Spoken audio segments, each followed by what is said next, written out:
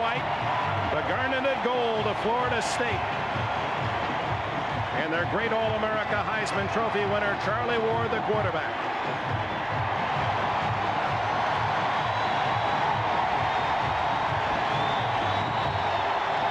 Ward, a phenomenal season. Tremendous athlete. Thomasville, Georgia, to the north of Tallahassee, the Rose City. And this man blossoming into one of the nation's great athletes. And here comes Florida State.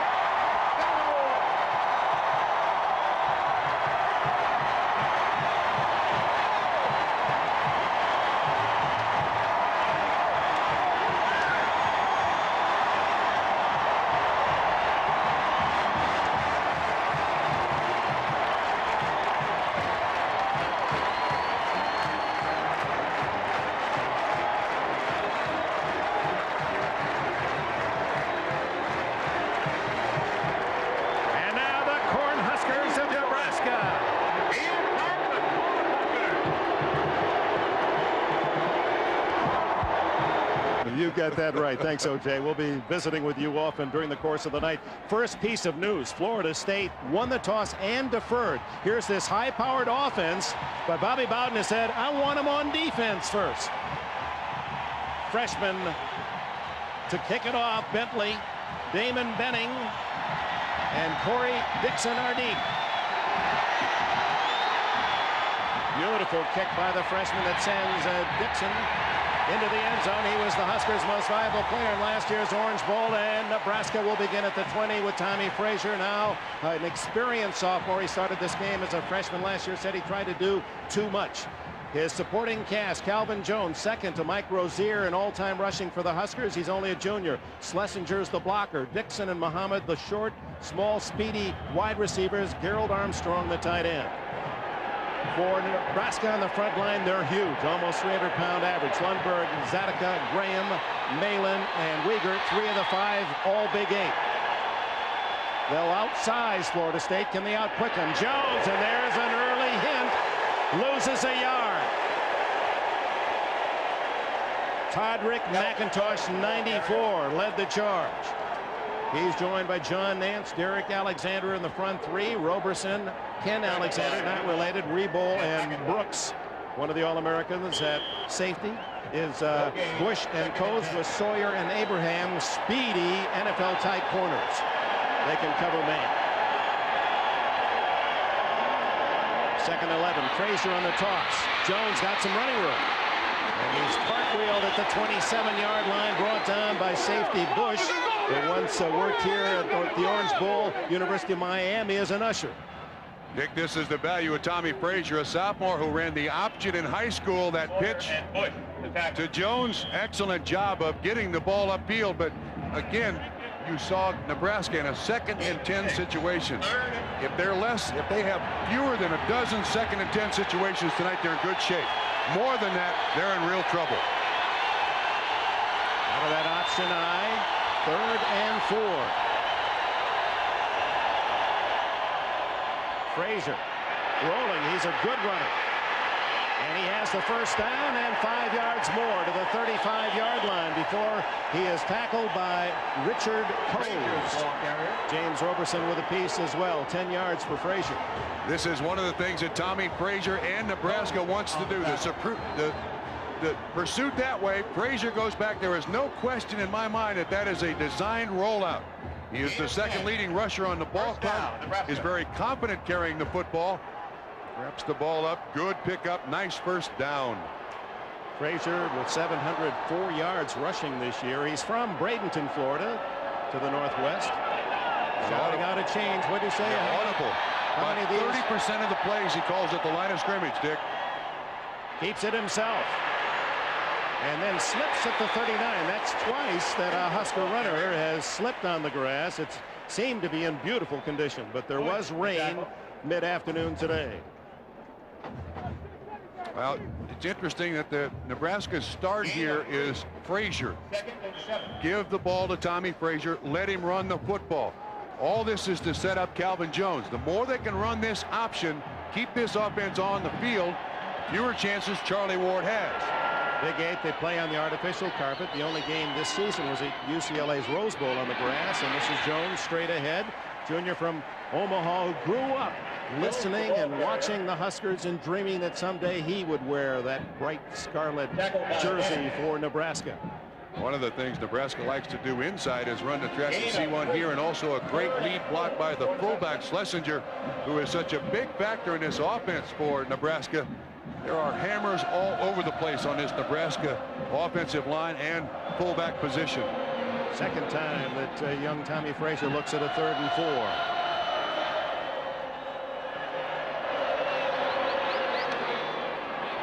The toss to Jones, looking for a block, and is able to squeak along the sidelines. Where did he step out? At the 49. Oh, let's wait. Another official marking down back at the 44. That won't be a first down. Again, though, one of the keys to the option working is control on the line of scrimmage. You cannot allow any penetration. So on a 4th and 2, on comes the punting team. But they get one first down. Frankly, Dick, they needed more than that. For psychologically, more than anything else, Tom Osborne needed his team for a good sustained drive and a couple 3 first downs. Nothing else to keep Charlie Ward and the high-octane offense of Florida State off the field. Byron Bennett to punt. James Colsey is back. Oh, it's Corey Sawyer. Sawyer at the 19-yard line. And Florida State, when we return, will put it in play for Bobby Bowden. The Federal Express Orange Bowl is brought to you by Federal Express. For documents, packages, and freight worldwide, our most important package is yours. By the all-new Ford Mustang, it is what it was, and more. By Coopers and Lybrand, not just knowledge, know-how. And by Bud Light. If you want great taste that won't fill you up and never lets you down, make it a Bud Light. Florida State begins at its 19-yard line. Charlie Ward, the quarterback, Sean Jackson and William Floyd, the runners, Matt Fryer, Kez McCorvey, Kevin Knox, the wide receivers in this fast break offense. Loriano, Tyre, Shiver, McNeil, and Farrell, the offensive line. Not as big as Nebraska's, but obviously they've done their job well as they have led the nation in offense. Ward, while he's a terrific runner, there are no running plays. He ad-libs those. And he's underneath center, which is also very unusual for Charlie Ward. He hands off, and his runner is Sean Jackson, and Nebraska was ready. Terry Keneally, a junior from Hyannis, Nebraska, led the charge. Keneally played 8-man high school football in Nebraska. There's Trev Alberts, the Butkus Award winner, as the top linebacker in the country. His right arm protected, dislocated that elbow in the final game against Oklahoma. And Florida State goes right back to the line of scrimmage, Dick. This time, is Ward underneath center, or is he in the shotgun? Little changing going on here for Florida State at the outset. You pro football fans, this Florida State offense, not unlike the one Jim Kelly runs up in Buffalo. On 2nd and 10. The give inside, and hit in the backfield is Jackson. Mike Anderson from Grand Island, Nebraska, the tackler.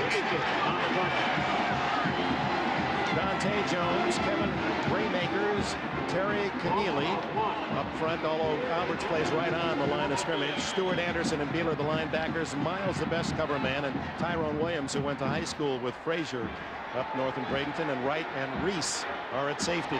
2 plays, a -1 for Florida State. And this is the 3rd snap in a row that Ward is underneath center, Dick. Now he goes back in the shotgun. Does he stay there? No. High formation. Floyd and Jackson behind him. It's Ward's first pass. He gets away from Alberts and now scrambles. And is out to the 27-yard line, shy of the first down. Lorenzo Brinkley and Toby Wright, the tacklers, and Florida State will have to give up the ball. Now Bobby Bowden on the sideline, I'm sure these plays are scripted. Why he chose to go with Charlie Ward underneath center, maybe to prove a point, I don't know. It accomplished absolutely nothing, and you put your Heisman Trophy winning quarterback in jeopardy on that run.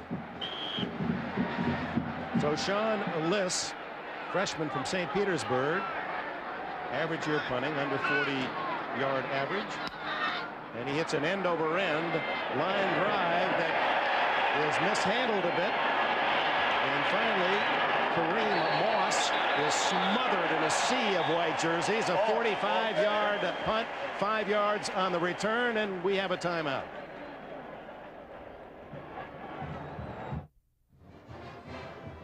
That big offensive line of Nebraska will start from the 27-yard line. Derek Alexander, number 90, who is second on the team in tackle, says size doesn't make up for the speed of the Noles. I think their weakness is their offensive line. I mean, that might be the strength of their team that they think, but I think it's their offensive line. They're big, very big, slower guys, much slower than our defensive line or our linebackers. And I think that we can outrush the passer as well as beat them off the ball on the run. And if we're in the backfield, none of their plays will be able to work. Alexander, a great athlete from Jacksonville. His idol is Bruce Smith. Says, boy, I hope I get to meet him someday. Just a sophomore. And either team impressive with their first possession. And now Nebraska, their first time with the ball. 6 runs, no passes. Frazier, a yard at best. John Nance, the nose guard, in on the tackle. Dick, if I can go back to the comment that was made by Derek Alexander, Bobby Bowden intentionally sacrifices size for speed in that defensive line. Very much along the lines of what Jimmy Johnson did when he was here with the Miami Hurricanes. The two staffs were very close. Bobby sent his people up here. Jimmy said, get rid of all those fat guys. Get guys who can run down running backs, and that's the defense they now execute. Dixon and Reggie Ball to the left in this formation. With only Jones in the backfield, he gets the toss. And another 1-yard pickup. It'll be 3rd and 8. Derek Brooks, a speedy linebacker at 220. He can run with the backs. A 4-4 linebacker is Brooks. He can also hit like a guy who was 230, but there was excellent support from the inside out. If you're going to beat the pitch, Brooks comes from the top of the screen watching, takes on the blocker. That's Muhammad Abdul, and then Phil from the inside out by the defensive back. An excellent job by Mac Knight, number 19. That's the way you stop the option. So from the shotgun, Frazier to Jones, who staggers and takes a loss at the 22. And Dick, that's on Tommy Frazier. He did not give Calvin Jones any chance to cleanly catch that ball and turn upfield. He just drilled it into his hip. Now Frazier's only completing 47% of his passes, but see, he gives Jones no chance. And Alexander right there to make sure. So Byron Bennett, the punter, in for Nebraska. Corey Sawyer drifts back to the Seminole 40-yard line. Short kick. Fair catch, but it bounces and takes a Florida State bounce down at midfield by Nebraska. Lance Gray, a fullback, grounds it. Let's go to O.J. Simpson. Well, guys, you were wondering why Florida State had Charlie under the center. Well, Trumpy, you played for Bill Walsh. You know that early in the game, he likes to show the defense something just to see what they would do for it. And the word I get from the players here, what they were trying to see what Nebraska would do defensively if they lined up that way, so that later on in the game, they obviously have some play that they're going to use to take advantage of it. But O.J., agree with me. That is a total lack of respect for Nebraska. I mean, you give up a series to your opponent, and the opponent is 11-0. Dick, I don't understand that. From the 49 of Nebraska, Charlie Ward throws into the flat. Matt Fryer, and Fryer out of bounds at the 41-yard line. Tyrone Williams, the defender. Fryer from Live Oak, Florida. What a high school player he was. 41 touchdowns, 220 catches.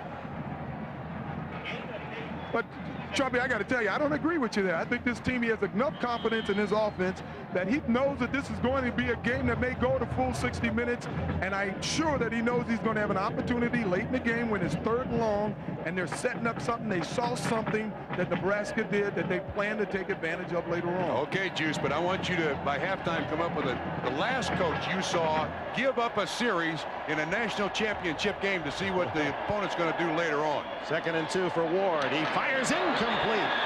Intended over the middle for Tomerick Vanover, number 80. That went through 4 hands, Dick, not 2. And the first flag of the day, and it's offside against Nebraska. That will give Florida State a first down. Looked like it was Trev Alberts, who was lined up in the neutral zone, which in college they pay attention to. In the pros, they stopped doing that. There's Alberts. Offsides, defense lining up in the neutral zone. First down for the 5-yard penalty. There he is. There's that right elbow. He's wearing the brace. He was concerned yesterday as whether or not they were going to let him wear the brace because he had to put 1.5 inches of foam on the outside of it. But that dislocated elbow, he is a key member of this defensive front for Nebraska. Led them in tackles, led them in sacks with 15. On first down, Ward. A quick trigger, and it's complete. Kez McCorvey to the Nebraska 25. Darren Miles and John Reese make the hit 11 yards. Now this is the part of the fast break offense that I'm not sure many defenses can keep up with. You not only have to contend with the spread formation offensively, but you can't miss a tackle against these guys. If you miss a tackle, then you're just one-on-one with the next tackler, and Florida State back to the line of scrimmage in the hurry up. And it was Terry Keneally. Was he drawn off? Dead ball. False start on the offense. 5-yard penalty. Looks like the left guard is going to come out of there. See if he does in fact move. Yeah, I think he heard the official's whistle blow. Patrick McNeil, a giant junior from Palmetto, Florida. Tom Osborne in his 21st year said he's going to give himself to 35 years of age to decide. He thought he was headed toward college or high school administration, educational psychology major, his doctorate, and Bob Devaney retired and named Osborne. That was a big surprise back in those days, and he has produced everything but a national title. First and 15 for Ward. Wide open, McCorvey, and it'll be first and goal. 20 yards, and Ward with a rope to his receiver. One of the new aspects of this Nebraska defense is threatening the blitz. It's beautifully picked up here by Florida State, and you've got man-to-man coverage. And one of the places that Nebraska has tried to add speed on their team is at the corners so they can blitz. Again, that time Ward and McCorvey beat the blitz. McCorvey, who had 74 catches on the season, that was second all time to Ron Sellers in Florida State history. Ward turns and throws back to William Floyd, and that one goes awry as Ed Stewart not fooled a bit. Stewart, a junior from Chicago, a 7-yard loss. Dick played it perfectly. Now that's a young man who has been watching some film, paying attention to what the coaches tell him. It's the rollout. It's going to go the other way. Watch 44. See, Stewart 32 is on the blitz. He's trying to keep Floyd in. He does an excellent job. Juan Laureano out there to try to help. Stewart makes a big play defensively to bring up second down and 17. Yeah, Dick, if Stewart's not out there, there's nobody to make the tackle. That's how big a play that was. Charlie Ward wasn't going to be able to get the play off and spends a timeout with 5:31 left in the opening quarter. Shots from the South Florida sky. Tonight's overhead work courtesy of the Goodyear blimp, Stars and Stripes, based in Pompano Beach, Florida. At the controls, Captain Larry Chambers from Lighthouse Point, Florida. His cameraman is Bob Roomsdale. Second and 17, Florida State. Scoreless here in the first quarter. 5:31 remaining. Second down. For the first time, Warwick Dunn, the freshman from Baton Rouge, Louisiana. His mother, a policewoman, shot and killed a year ago in January. She was only 36, left the whole family. Doug Williams has helped, and so has Charlie Ward, and he is a terrific talent. Leads Florida State in touchdowns with 10. Ward under pressure, and down he goes at the 30. A rare sack of Charlie Ward. Trev Alberts, the great player from Cedar Falls, Iowa. Alberts makes his presence known, and Mike Anderson there to assist. Well, we know about his elbow. He's had very little contact on that dislocated elbow. You can see it's the right one. He grabs a hold of Charlie with the left one and hangs on.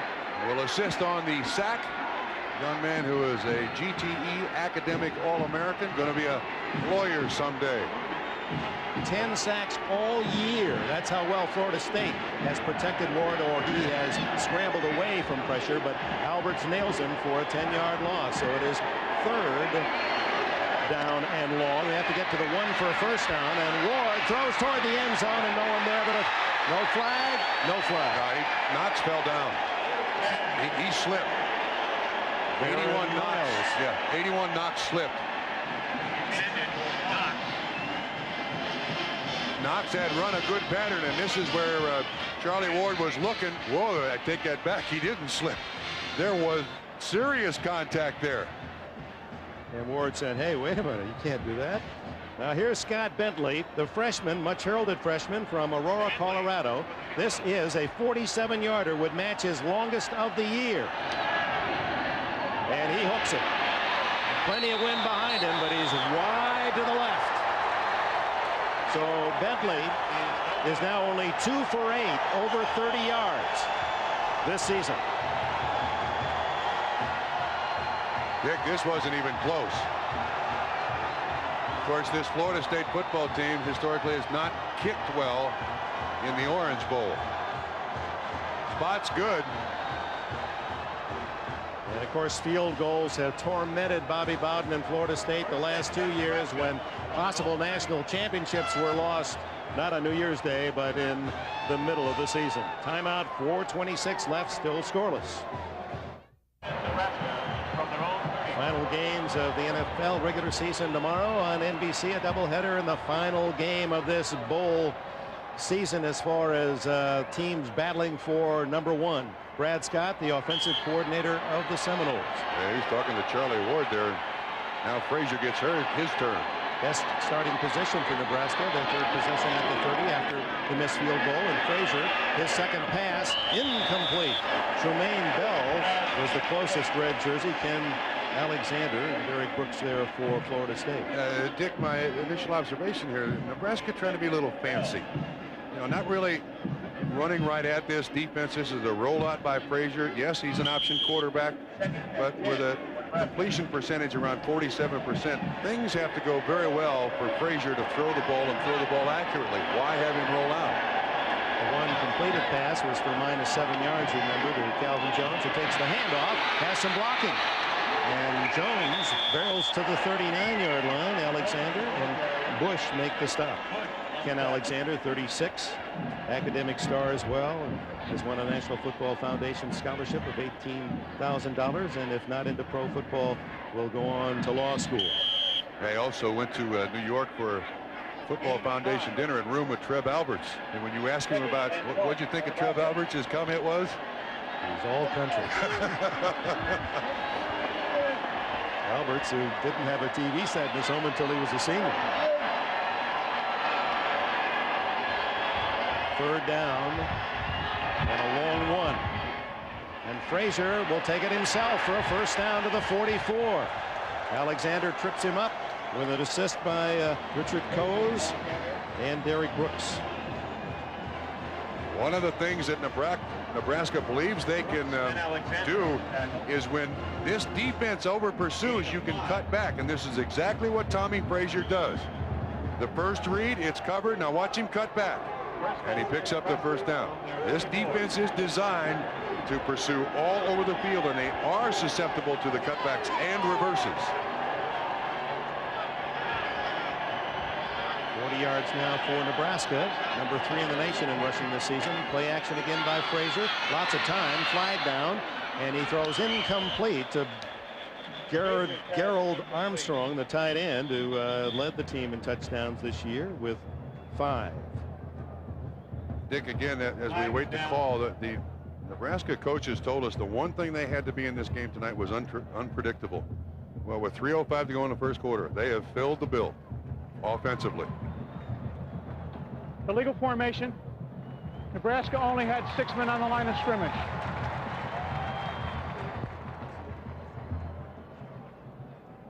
Here's what happened. Either this guy's got to be on the line, or this guy has to be on the line because the slot man is here. He was not on the line, and that made it illegal.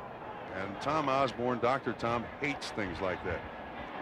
This guy is a preparation freak, like a lot of great coaches are. He wants every detail handled, and that just makes his team look sloppy, which is a reflection on him. Just one of those defeats for Osborne 10 years ago when he went for 2 against Miami. A tie would have sealed the national championship, but he went for the victory, lost the national title. Down on the slip is Frazier again. Derek Alexander, the defensive end, had cut off his path.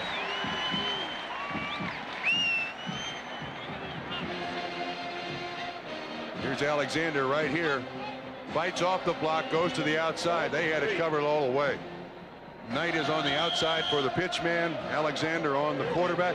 Again, great respect for a defensive lineman. You put him on a quarterback on the option. Normally you have to have a linebacker out there to make that tackle. Alexander, who lettered in 5 sports at Raines High School in Jacksonville. 3rd and 13. Good protection for Frazier. It's deflected, and Corey Dixon cannot come up with it. And big Calvin Jones was wide open in the flat. The little swing pattern, Calvin Jones would have still been running. Let's see who deflected the ball at the line of scrimmage. Looks like Alexander get his hand up. Yes, yeah, he did. Derek Alexander, number 90, having a big first quarter for the Seminoles. Again, pressure, and then gets up in the air. So Corey Sawyer will drift back on the return as Bennett punts again, his 3rd in this opening quarter. Another very short kick into the wind. It takes a Husker roll and will die inside the 25. A reminder, tomorrow on NFL Live, we'll hear from Joe Montana in his first season in the AFC and the Chiefs Super Bowl prospects. Plus, Mike Ditka will have his first Iron Mike Awards, the guys who displayed true grit this year. Still hoping, maybe I'll get one of those. Then our doubleheader lineup. All the early games have playoff or home field implications. The key late game, Denver at the Raiders sold-out Coliseum. The Raiders win, they're in. That's all tomorrow. 2 for the price of none on NBC. Florida State heavily favored, more than 2 touchdowns, and Nebraska scoreless late in the first quarter. Ward out of the shotgun with Sean Jackson. He throws to Jackson. Incomplete. Well, this is the aspect of this offense that has been so good for Florida State. Hitting the fullback or the running back out of the backfield is just the swing pattern when you cover everything else. Unfortunately, it takes great fundamentals by the quarterback to make the completion, and Charlie just slings it out there. He doesn't throw it. But if they can complete that pass, this is an unstoppable offense. Osborne has gone to a 2nd defensive unit to rest him. He's got Peter Noonan, Moore, and Harris on the front line. Doug Coleman at linebacker along with Lorenzo Brinkley. This one is incomplete. Another rifle shot that Kevin Knox couldn't find. Well, for a quarterback who, for this season, has completed 70% of his passes, is it safe to say that Mr. Ward has got a Heisman headache here? He is not performing up to his own personal standards.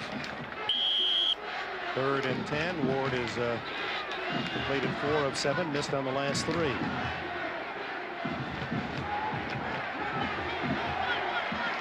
He sends Vanover to the left, Fryer to the right. In the slot is McCorvey, his favorite target.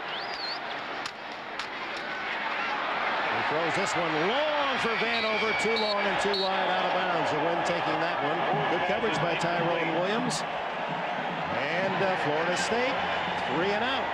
Yeah, Nebraska came with a corner blitz. It did its job. You're going to see the corner blitz come up here. Good pressure by Nebraska. It's picked up well, but at the same time, you can see people loose right in Charlie Ward's face. Last year in this Orange Bowl, Nebraska banged Charlie Ward pretty good. They hit him pretty hard. That was Dwayne Harris that was hitting Ward as he released the ball. Sean Liss. End over end. Corey Dixon has some running room. 35, 40. He's in the open. 50. 2 men to beat. Got a blocker. 30. Corey Dixon down the sidelines. Cuts back. Touchdown, Nebraska. A flag is down. Hold on. A flag is down back at the 33. A brilliant return by the fastest man on the Nebraska team, Corey Dixon, maybe for naught. A 47-yard punt, and now it's Florida State that cheers.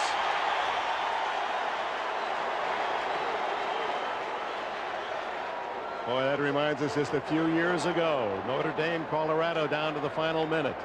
And the Rocket, Ismail, with that brilliant punt return, and Notre Dame thought they had won the game, but a blocking penalty. Pushing it back above the waist, 10-yard penalty. Nebraska's ball, 1st and 10. So instead of a 7-0 lead, it's Nebraska starting back at the 23-yard line. And Dick, in college, we know what happens on the penalty. We don't know who does it. But a brilliant return. Well, if nothing else, Tom Osborne's team has shown that they're ready to play defense and that they can create some hazards on special teams. See if we can pick anything up. I don't see anything there because the flag was all the way back at the 25-yard line there. Frazier hit before he can deliver the snap. He was trying to toss, and Todrick McIntosh, 94, was there before Frazier could really get away from center. Dick, one of the things that has to work on this option is that you've got to protect the area on both sides of the center. McIntosh is untouched. I have a feeling one of the offensive linemen didn't get the right play call. They allow progress to the 19-yard line. McIntosh, senior from Richardson, Texas, was a nose guard a year ago, and that's where he was playing on that particular call. But to this point, this has hardly been national championship caliber performance by either team. Nerves. Final seconds of the opening quarter. Quarterback draw, and Frazier saw something he liked and charges across the 30 to the 32-yard line. He'll be short a yard and a half of a first down. Roberson makes the stop. OJ? Okay.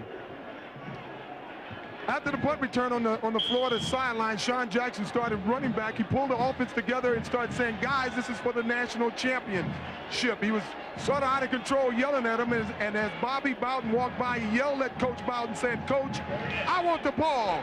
I want the ball. Don't they all in the huddle? They say that Charlie Ward's real good about listening to his receivers. He tries to spread it around. And that will be the end of the opening quarter. And if you're a Nebraska fan, the score won't be disappointing for Florida State, averaging 43 a game. That's the end of the first quarter. With the score, Nebraska nothing, Florida State.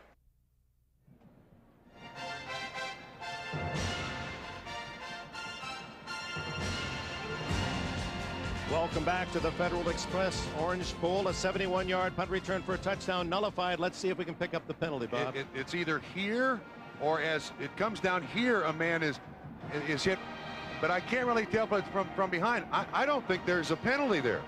I really don't. Number 8, it looked like Tyrone he was. Williams. Tyrone Williams was the closest man, but the flag was thrown very, very early, nullifying a tremendous punt return. We open the second quarter, no score. Nebraska with the ball, 3rd down and 2 across their own 31-yard line. Tommy Frazier, the sophomore. Play action, and he's got a man wide open. Abdul Muhammad, a first down at the 45. 14 yards to Muhammad, his favorite receiver, caught 25 this year. This is a great play action fake. Watch this. See Alexander fire in there, 36. Excellent throw by Tommy Frazier. When he sets up and can throw, he throws very well. Muhammad only had 25, 26, 27 receptions for the entire season, so they don't throw very much on first down.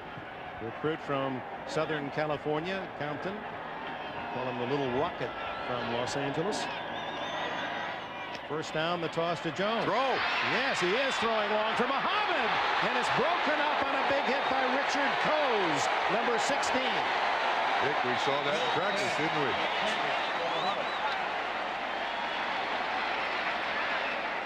Well, it worked. The pitch, and you can see Muhammad is open, but a great hit. I mean, if he doesn't make the hit, that is a reception. That's the speed of that secondary.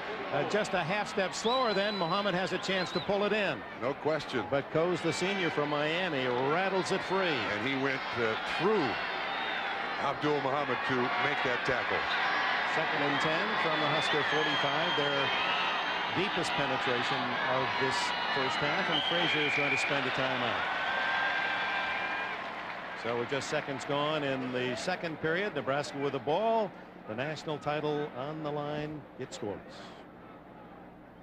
The Federal Express Orange Bowl is brought to you by Federal Express. For documents, packages, and freight worldwide, our most important package is yours. By Mazda. Mazda, it just feels right. By Pizza Hut, who reminds you that anytime's a great time to stop and smell the pizza.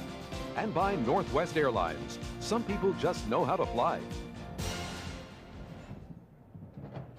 And welcome back to this marvelous weekend. What a way to start the new year. And for these two coaches, good friends. In fact, Bobby Bowden told us he doesn't like to be with the coaching fraternity. He likes to be with his family when the season's over. But Tom Osborne was one of 2 or 3 that he named as a close friend. In fact, he'll go up to Lincoln for a big banquet in February, saluting Tom Osborne. 2nd and 10. Frazier and the Huskers have thrown 45. Calvin Jones. Well done by the Florida State defense. It was McIntosh and Roberson, 47. Nick, again, that defensive tackle getting all the way out there to not only assist on the tackle to the pitch man, but he is out there just as the guy tries to turn upfield. No gain, 3rd and 10. Well, it's a speed versus size. The 40-pound difference in that offensive and defensive lines are made up by the Noles with their great quickness. 5 defensive backs. Frazier shotgun. Frazier completed less than 50% of his passes and tries to run. Caught from behind by Derek Alexander. What a half this sophomore has had for Florida State. Well, he fired himself up during the week by commenting about just how weak he thought the offensive line was. But again, this is all pursuit. I mean, Alexander, the compliment paid to him by the coaching staff of Florida State, never takes any part of a play off. Yep, persistence. All ACC performer as a sophomore. So Sawyer back as Bennett punts once again, this time with the win.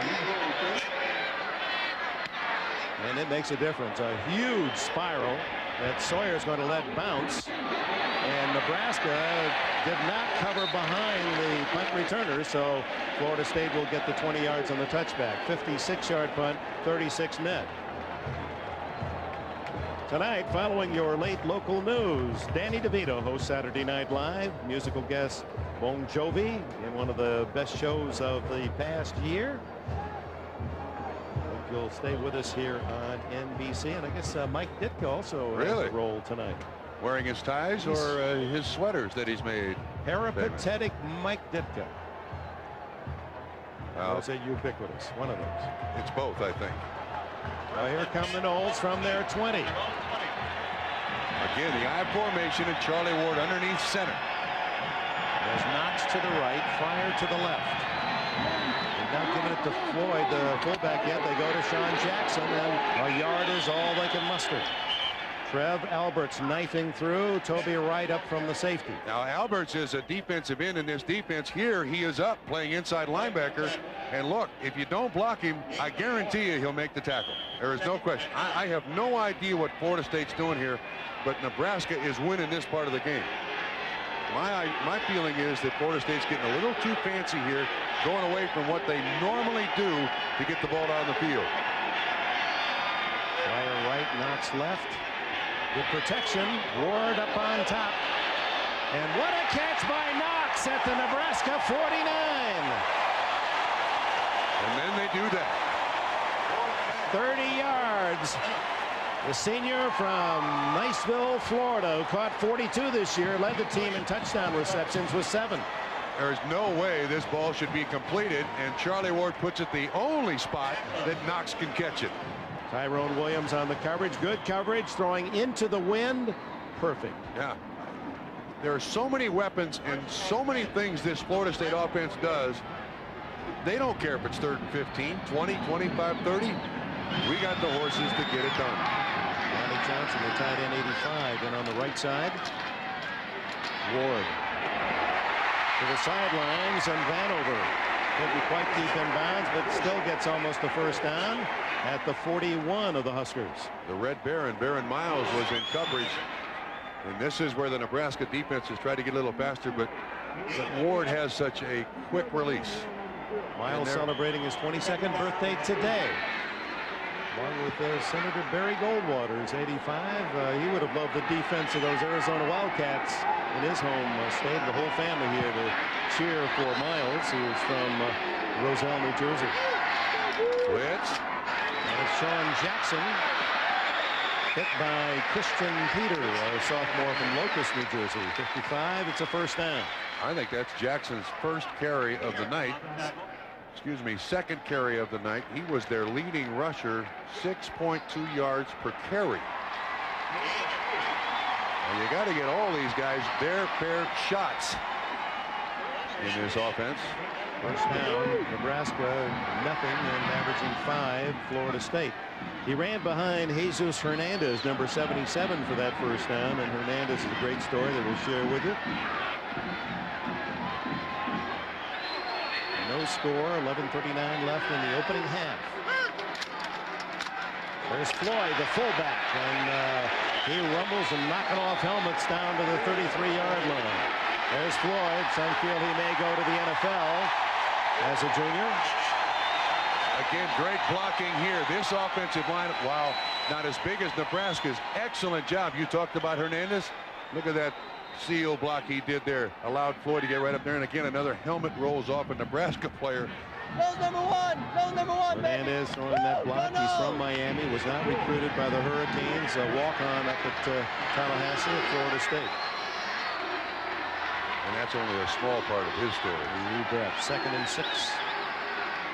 Ward under center. Gives to Jackson. Oh my. What a defensive shot by Toby Wright, flying up from the secondary, the rover for Nebraska. Now, this is one of the things that they wanted to incorporate into their defense. You're going to see Alberts is 34. Excellent blocking, but you can't account for the safety. And Wright is right there to make the tackle in the backfield. He was tied for 2nd on the season in tackles, forced 3 fumbles. You can see why with hits like that, and had 3 interceptions, 2 went for touchdowns. A 3rd down and 6 for Ward and the Noles out of the shotgun. Expecting blitz.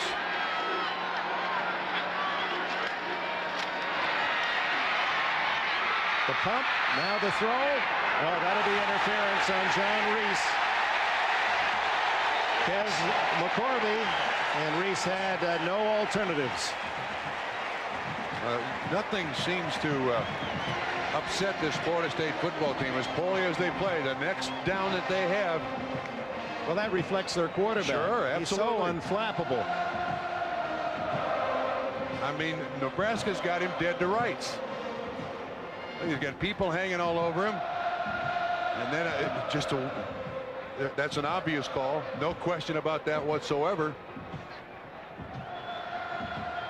I mean, Reese does the only thing he can. I mean, if Ward has a chance to set up, McCorvey catches that ball deep, and it's 6 points. Well, because Ward on that scramble is such a threat to run. On the defense, 15-yard penalty, automatic first down. That those defenders, they have to try to cover a man, and then when Ward gets into that mode, they have to respect the fact he might be running as well. And Dickey is so quick out of the pocket, Charlie Ward is. He can just freeze defensive linemen, then roll out of the pocket and be ready to throw it in a hurry. Think he could play quarterback in the NFL with that arm? I personally do, but you'd have to find an offense where he's in the shotgun more than anything else, because that's where he functions best. The run and shoot, if you want to employ the run and shoot, I think he could play. I think he'd be foolish to play, but I think he could play. He's foolish because he can make it in the NBA as a point guard. Yeah, and they make a lot in the NBA. Second time inside the Nebraska 20 for Florida State. First down at the 19. Lots of time. Then to the sidelines. And the Matt Fryer hit by Tyrone Williams. Now there was an example of what Charlie Ward told us about the transfer of basketball learning to football. The look off in basketball is that point guard looking one way, passing the other. He looked off the defense all the way. The receiver he's going to is over to the left. He's taking the entire field in. You're right, Dick. Great mechanics too, throwing the football over that front foot. You're absolutely right. It is related to the basketball skills of a point guard. 4 yards on the pass. Power in there with Floyd, the fullback, and the freshman Ward Dunn, a tailback. Tight end Johnson on the right side. And here's young Dunn. He's lightning quick. He gets to the 12-yard line, 3 yards shy of a first down, and Toby Wright makes the stop. Toby Wright made the stop from behind, too. Whenever Florida State has gone into the I formation, you see Toby Wright cheat to the line of scrimmage, and he's caught several plays from behind, that being the latest. So far, this I formation for Florida State has not done anything for them. 3rd down and 3. That is the defensive coordinator for Nebraska. You just saw there, Charlie McBride. Got to be proud of his defense. They've done a pretty good job here in this first quarter and a half. 8.5 minutes before the intermission. Still no score. Big 3rd and 3. Here come the Huskers. All-out blitz. The throw incomplete to Fryer. And Ed Stewart was the man that driving through to knock Charlie Ward, and the flag is down. May have been too much time by Florida State. Did they get the play off? There is no play. There is no play. There's a delay of game before the snap. So that's a break for Florida State because the Absolutely pass was incomplete. You see it ticks down to 0. Yes. Ball is not snapped. That you're right. That is a great advantage for Florida State. The ball incomplete to Matt Fryer. Charlie Ward gets another chance. 3rd down and 8. That's nothing for this offense. Sometimes when this offense functions and functions well, Dick, it looks like the defense has 9 guys out there to try to stop it.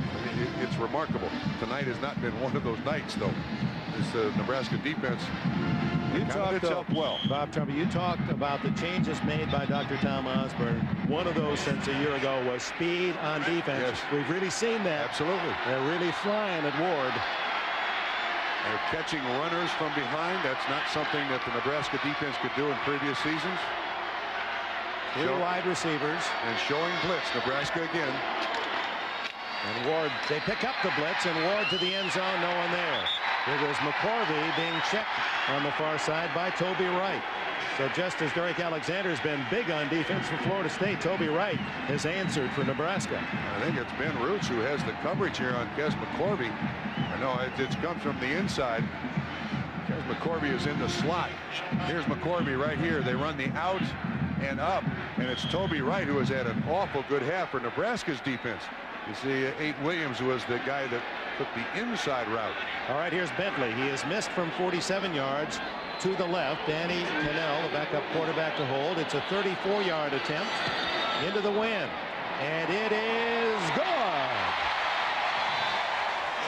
Florida State on the board first at the midpoint of the second quarter.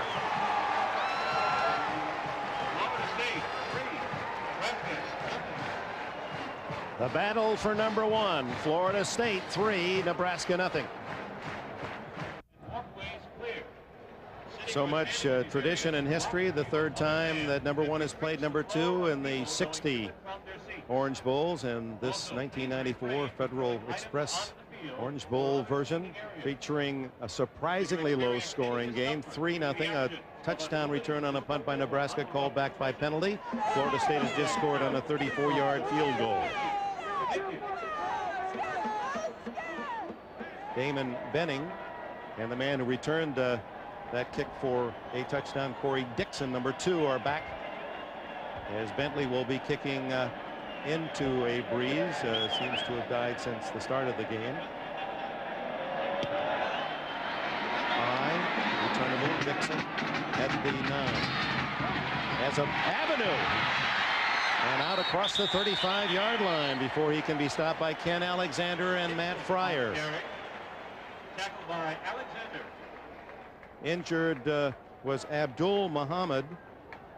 And they're still attending to him, and as we understand it, he has not returned since he was hit on that halfback pass. And remember, Muhammad downfield and Jones pass, and Richard Coase delivering that big hit high up on the rib cage, and they're attending to Muhammad. Now Nebraska trailing 3-0 with 7:48 left in the half. Schlesinger and Calvin Jones behind Frazier. Jones. Big guy has speed to get around the corner, and he has a flag down and maybe a late hit at the 43-44 yard line. There's the yellow flag under Jones. Chased by Devin Bush, number 11, all the way to the sideline. Not sure who the flag is going to be on. Face mask. If you look at the other scores, a lot of surprising results, lopsided results today. Jones coming. And where is that? Oh, yeah, that's certainly accidental, and I don't believe he pulled him on down. 5-yard penalty, the first down at the 47 in Nebraska. Incidental face mask on the defense. 5-yard penalty gives Nebraska a first down. Dick, you're talking about the scores being surprising. I think this is the biggest shock of all these bowl games. This 3-0 with 7:41 to go in the first half. You saw the Sugar Bowl, West Virginia unbeaten, tied with Florida at 7 in the first half. Frazier handing off inside, a rare attempt by the fullback Jeff McAvica, sophomore from Brainerd, Nebraska, where he played 8-man football, taking the handoff from Tommy Frazier. There's McAvica, who rushed for 165 yards this year. Now they bring in the big guys now. Look like Schlesinger comes back in. And also Johnson comes back in. There's Abdul Muhammad, the leading receiver for Nebraska this year in catches. Perhaps going in for x-rays. It's Lester Johnson in motion, and Frazier in trouble. Able to elude the rush and throw the ball to Dixon. Incomplete. He was out of bounds when he threw it, and he threw it to a receiver out of bounds. That's right. So it's going to be a big loss for Nebraska. Yep.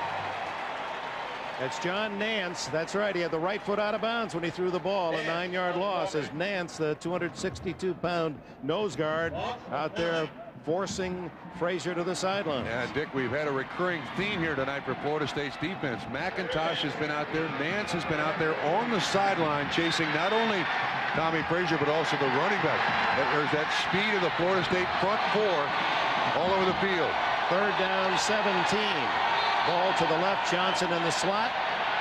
The throw is to Johnson, has some running room. 50, 45, a first down, and much more to the Florida State 35-yard line. Lester Johnson, who caught only 8 all season, gets 25 on that one. It looked like Tommy Frazier got hurt in his shoulder. He's trying to throw it out, but Florida State came with a blitz. There was man-to-man coverage, and that's why Johnson was open. But here's the blitzer right here. Watch the shot. Mac Knight gets on him. He had his arm folded in front of him and the helmet right on the armor's shoulder, but he gets up and you can tell his arm is kind of dead there. And there's another player down at the 33-yard line, Richard Coase of Florida State, their safety. There has been no question that both sides of the line of scrimmage, these players playing flying football. Absolutely.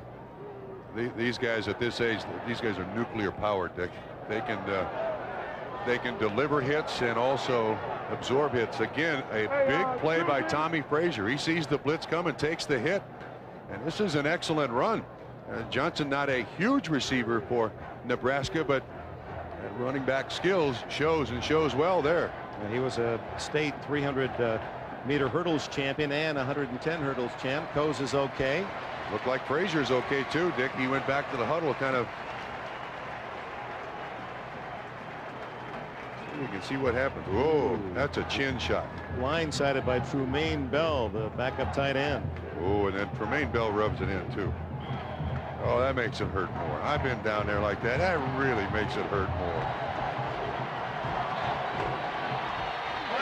Nebraska's deepest drive to the Florida State 35, trailing 3-0. Calvin Jones. Oh, just one Florida State tackler after another, just slowing Jones down step by step. OJ. Well, it's amazing that Calvin Jones is on the field and talking to the team doctor. They say he has a mild sprain of his AC joint, which is technically a shoulder separation. But he said he wanted to go, and he went out and ran one play, but I see he's coming off the field. I'll see if I can find out any further news. Nick? All right, O.J., a yard gain on that play, 2nd and 9. That hurts a whole lot.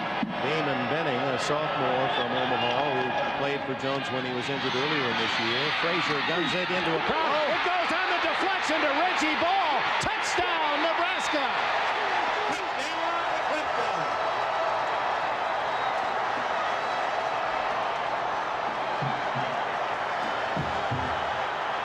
Reggie Ball, a sophomore from Bellevue, Nebraska, did not catch a touchdown all season long, and on the carom, Ball in the right place to give the underdog Huskers the lead. Dick, it looked like it was intended for Johnson. Number 33, Lester Johnson, who just caught the pass on the play before. 6-3 Nebraska as Byron Bennett, the punter and place kicker, tries for the extra point. And drives it through.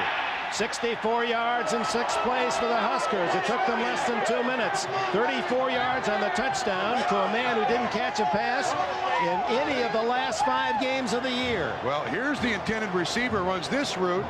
Here's the receiver who runs this route. And sometimes you need luck to win a game like this. Watch, off those hands into my hands. Yeah, I'll take 6 no matter how you give it to me. Nebraska leads in the Orange Bowl. Tommy Frazier, who threw for 12 touchdowns during the year, perhaps none quite like this one. As Reggie Ball in the right place to give the Huskers a 7-3 lead. So what's the big deal? We put that play in when we were down here. Frazier been knocked around, but he knows that was a good one for the Huskers. Unbeaten, untied Nebraska, yet a 17-point underdog. Has a punt return called back, touchdown of 71 yards, but scores on a deflected pass. Reggie Ball, 34-yard play, and leading Florida State 7-3. Bobby Bowden's Seminoles averaged per half this year 21.5 points. They've got 3 tonight in the first half. Under 6 minutes to go. There it is. Yards. Nebraska's done a good job defensively. It's right. Surprising. You have to give them credit. Surprising in that no one really stopped Florida State, not even Notre Dame. Their defeat of the Noles. This is Vanover, very dangerous. And he's out across the 30 to the 35 and pushed out to the 38-yard line. Tomrick Vanover. The last time Nebraska led in a bowl game, they know they've lost 6 in a row, was in the Fiesta Bowl 4 years ago. But on that field goal, they led to Florida State, but did not win. 10-7 in the second quarter. The last time they were ahead until tonight, they went on to lose 41-17 to the Noles. Lead 7-3 tonight. Tommy Frazier appears to be okay. He's got 50 or 60 family members down here watching the game. They like that pass. Under center is Charlie Ward. Play action and hit from behind by Alberts. The second sack, and to Ward's credit, no fumble. Boy, does he shoot into that backfield. Great quickness, and normally he is an outside pass rusher, Dick, but watch this move. He puts on Lariano inside. Lariano even grabs his jersey, and he can't stop him. Told us his favorite professional football team. Said, I like the Chicago Bears. I like the way they play. Says his brother lives up in Chicago. Wouldn't mind playing for the Bears. The defensive player of the year in the Big 8 and the linebacker of the year in the nation, the Butkus Award winner. Has 2 sacks for a -19. Second and long for Ward, and action before the snap.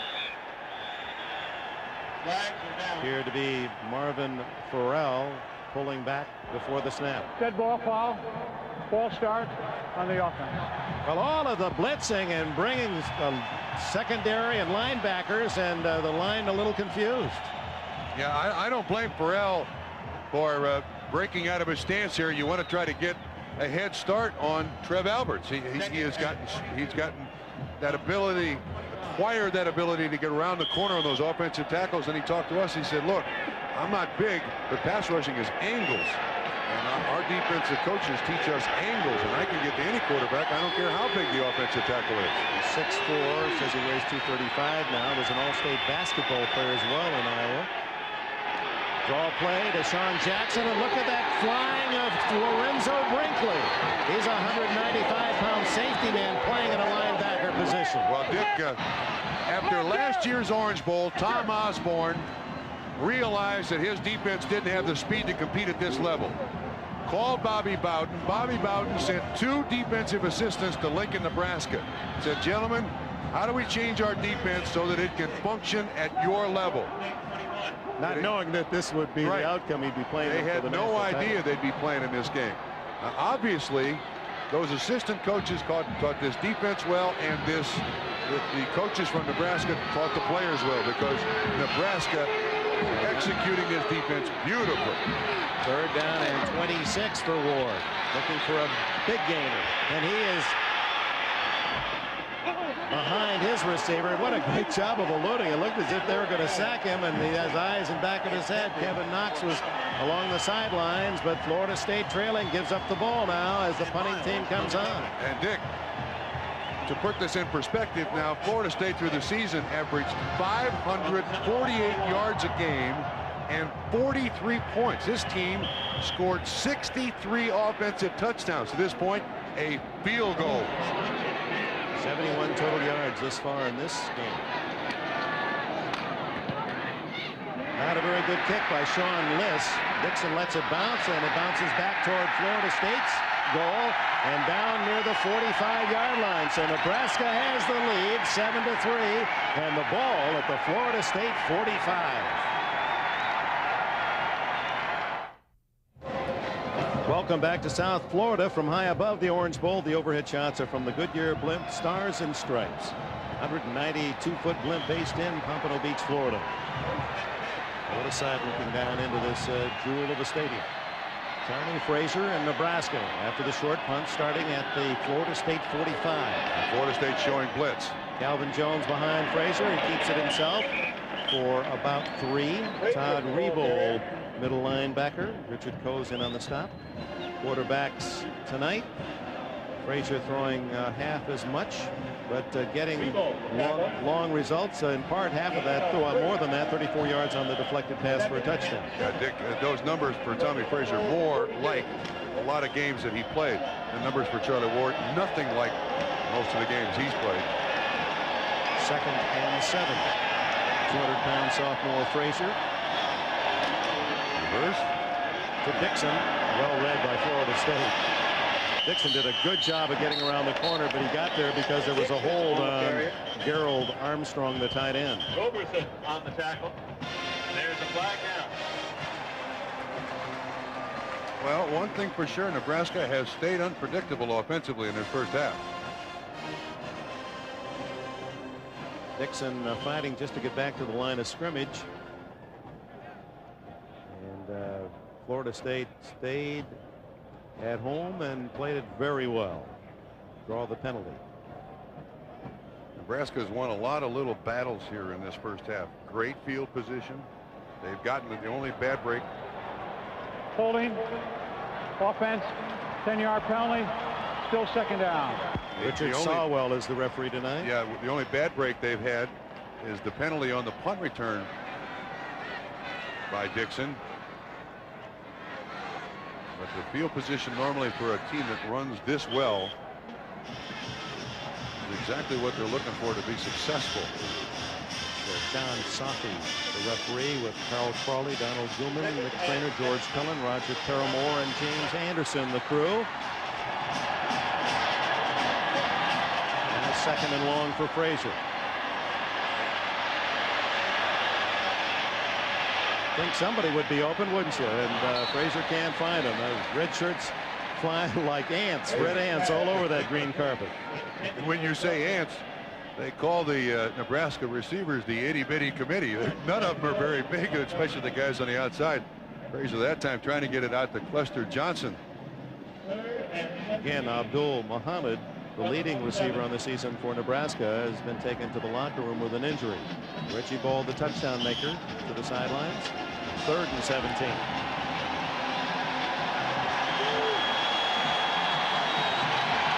7-3 Nebraska, 2:49 left in the half. Play action by Frazier. Has Dixon. Is he inbounds? No. In his dive, he couldn't get his feet down. Caught the ball, but landed out of bounds on his shoulder. Didn't get 1 foot down. This is an excellent throw by Tommy Frazier. Dixon. Yeah, well, I think that's an excellent call. It looked like he was airborne when he goes to the NFL, and I think he will. No, his toe was down. That right toe did appear on that angle to have hit the turf, but they don't give it to him. After further review, it's still an incomplete pass. So on to punt comes Byron Bennett. There'll be plenty of time for the Florida State offense. 2:41 left, and they have 2 timeouts. Corey Sawyer led the ACC in interceptions with 6. Calls for the fair catch at the 21. 32 yards on the punt for Bennett. Well, one of the delights of coming to Miami every January 1st is the spectacular halftime show. Red Hot and Orange, the title this year. And I know you're going to enjoy it. Volcanoes and fire engines, they got the whole works. Hannah will have all the scores and highlights from New York with Mike Ditka's comments and analysis. Nell Carter will be the star of the halftime extravaganza, so stay with us. I'd say this is a very important series for Florida State. Their chance to go into the locker room with the lead. Warwick Dunn in the backfield with Ward. Ward to the far sidelines, wide open. Kez McCorvey. Toby Wright on the coverage, well thrown, and McCorvey just seems to be open consistently. No wonder he caught 74. Ron Sellers back in 1968 caught 86. Only Sellers with more than McCorvey. Dick from the right hash, this out, deep out by Charlie Ward. Well thrown, gets a little wobbly. McCorvey keeps his feet down and makes the reception. Nice 22-yard pickup. There is so much electricity in this offense. They can sputter and sputter and sputter and look awful, and bam, down the field they go in a flash. The screen to Dunn. Knocked down by the Nebraska defense. Bruce Moore. He's got the size, 6'6", to defend down in the hole. Moore is another big pass rusher. Tall like Trev Alberts. He's down here. And they set up the screen nicely. Good job by the offensive lineman to try to cut him. All you're trying to do is cut the defender's hands down so that he can't get his hands up there to get in the way of the quarterback. Nice play, Moore. One of the many walk-ons on this Nebraska team. 2:23 left in the half.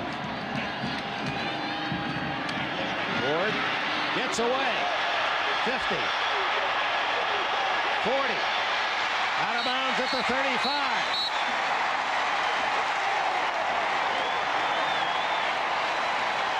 That's what he does best. 23 big yards for Florida State.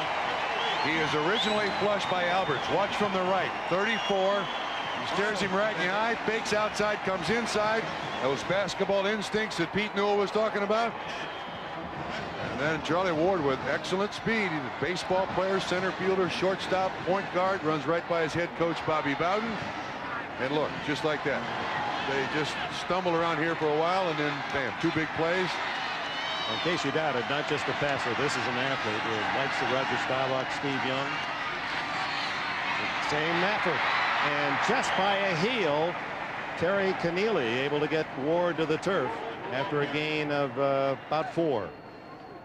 Again, though, excellent coverage down the field by Nebraska. I think that's what Tom Osborne and his staff is looking for. And it's one of the things that the defensive coaches from Nebraska, Charlie McBride, said, I want my rushers to stay in their lanes. Ward to the sidelines and wide open is Vanover. Tomrick Vanover, the sophomore from Tallahassee, and a flag is down.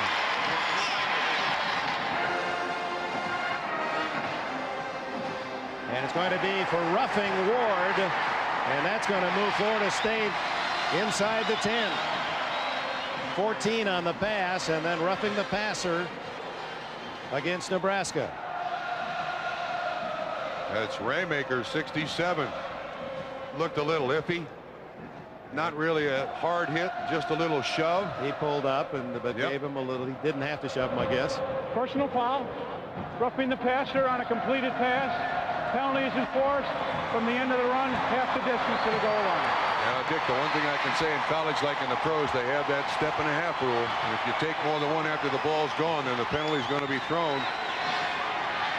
That makes it first and goal from the 8 for Florida State with 1:38 left in the half. 7-3. The Huskers' lead is threatened.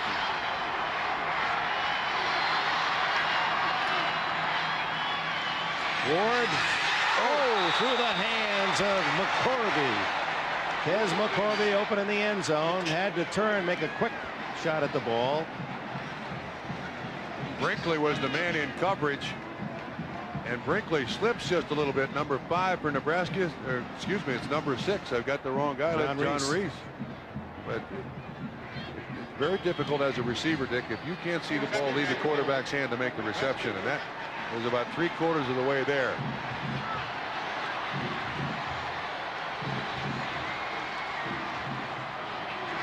Gun in motion, and they throw underneath. Vanover and pick up only 3 to the 5-yard line. 3rd and goal. Again, Reese, one of the things about this offense is you're going to have a lot of single coverage because they have so many spread formations that Florida State uses. Nebraska has covered these guys beautifully in the first half. Florida State will use their second timeout, stops the clock with 1:05. Bobby Bowden wants to be sure this play call. This is 7 points versus a try for 3. It's been a year or two since this team struggled offensively like this. Now, Florida State's normally had their way with any defense anytime they take the field. And again, his worry about, we think we're the better team, now we have to play to our level. And they've not in this first half. Meanwhile, Nebraska huddles on the far sidelines as they set up their defensive strategy. In there is Bobby Bowden trying to encourage. He had all 15 of his grandkids down here this week. All 6 of his own children, including a pretty good pop out of the old man, huh? Terry Bowden at Auburn, 11-0 in his first year with the War Eagles. As a matter of fact, Bobby was very upset that Terry won the Coach of the Year honor because it was the Houston Athletic Club, and it was called the Bear Bryant Award. That's Terry right there. And Papa grew up idolizing Bear Bryant as a young kid in Birmingham. He said, doggone, he took that Bear Bryant award right away from him. Stole it right away from him. And now he's trying to steal the lead. 3rd and goal from the 5. I'm not so sure this isn't 4-down area, Dick. I don't think if I'm Bobby Bowden, I settle for 3 points here. I'll give 2 shots at it for the end zone. William Floyd and Warwick Dunn behind, now joined by Ward.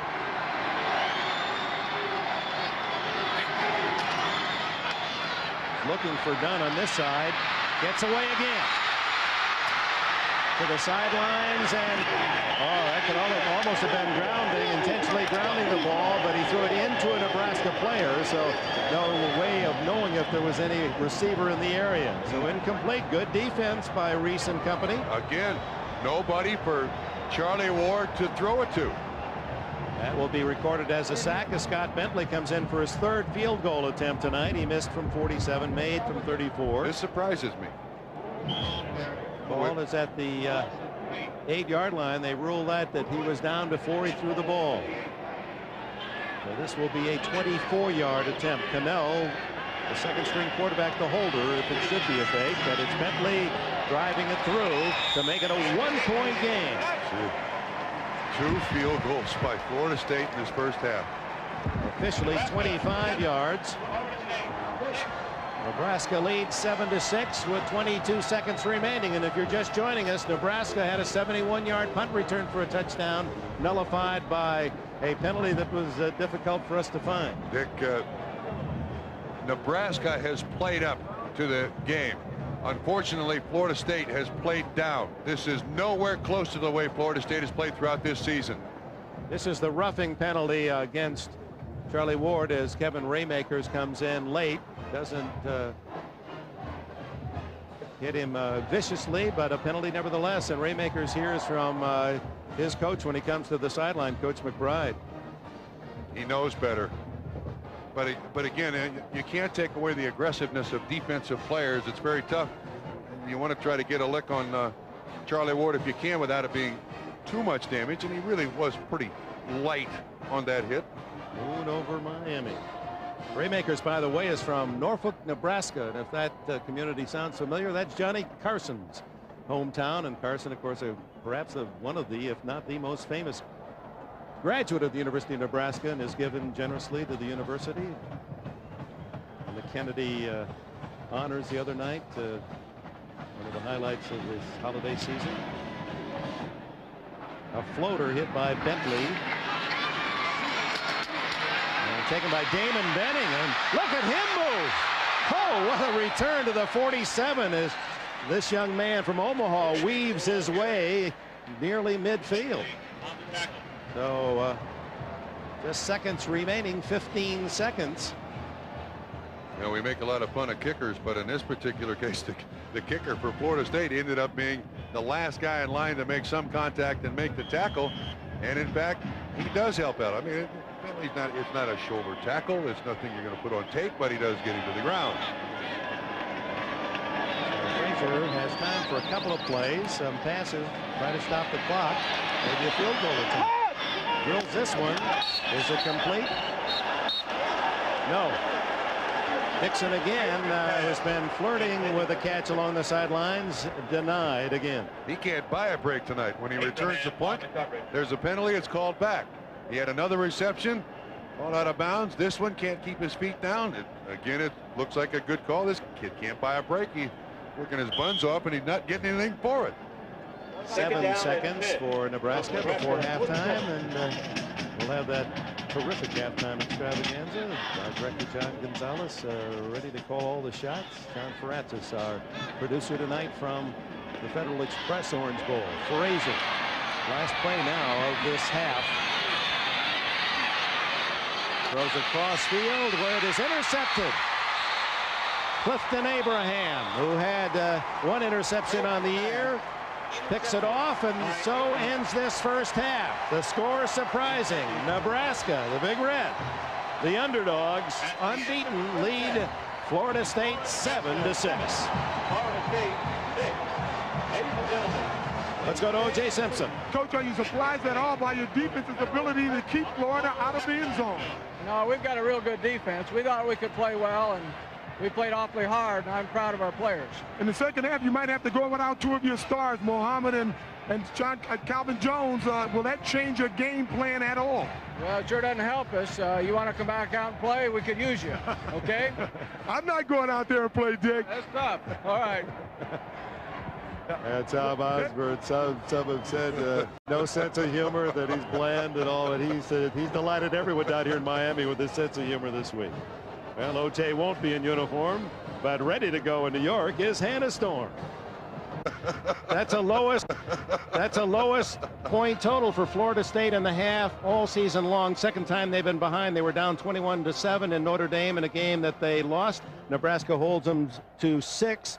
And some would say, hey, it could be 14-6.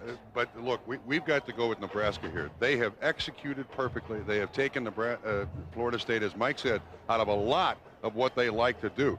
Florida State, I know they have an awful lot of weapons. They have a lot of different gears.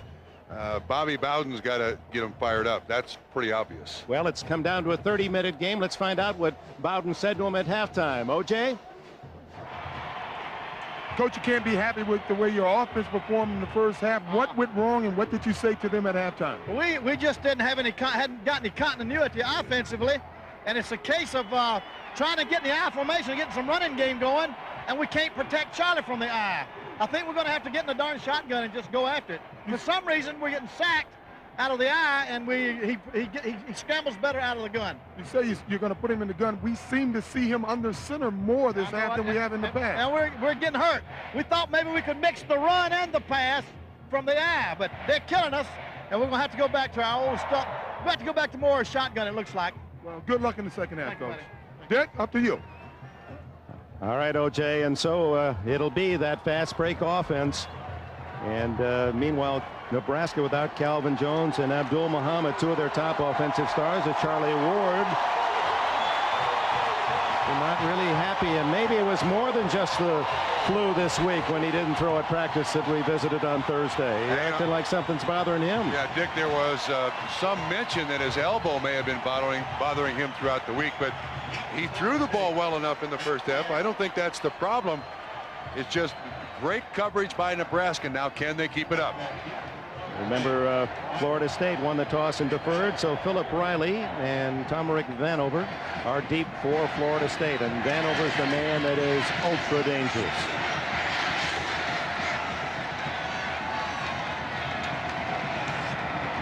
Kicking off is Tom Sealer. Very high and short, and it's to Riley, the sophomore from Orlando. Gets outside. Williams by the shirt tail. Finally wrestles him out of bounds at about the 33-yard line. Let's look at the first half statistics. Neither team able to run the ball. 20 yards of rushing for Florida State, 47 for the Huskers.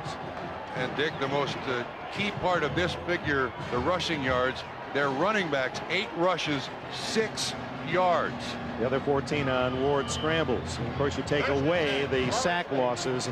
That figures in that rushing total. So Dr. Tom, his team has played an excellent half as a big underdog. Can Nebraska pull off a Cinderella victory here on January 1st? And into the gun they go. Absolutely. Ward throwing, and Tyrone Williams over the back. No flag as he knocks it away from Kevin Knox. Well, all week long, in talking to Tom Osborne, we asked where he improved his team the most, and he said in the corner coverage, the speed of the corners. Time and time again, we've seen cornerbacks from Nebraska there to support on the run and just knock the ball away. This is exactly what he wants his defense to do, but it's susceptible in the middle of the field, Dick. They got to find receivers in the middle of the field. And second down. There it is, middle of the field. Vanover. That'll be close to a first down at the 44. John Reese made the hit. First down. You talk about an athlete, this kid. 212 pounds. Has a 41-inch vertical leap. Came to camp this summer at 225. Took him a long time to get back in shape, but this kid's still growing. He's just a sophomore. Vanover with 4 catches to lead the Noles.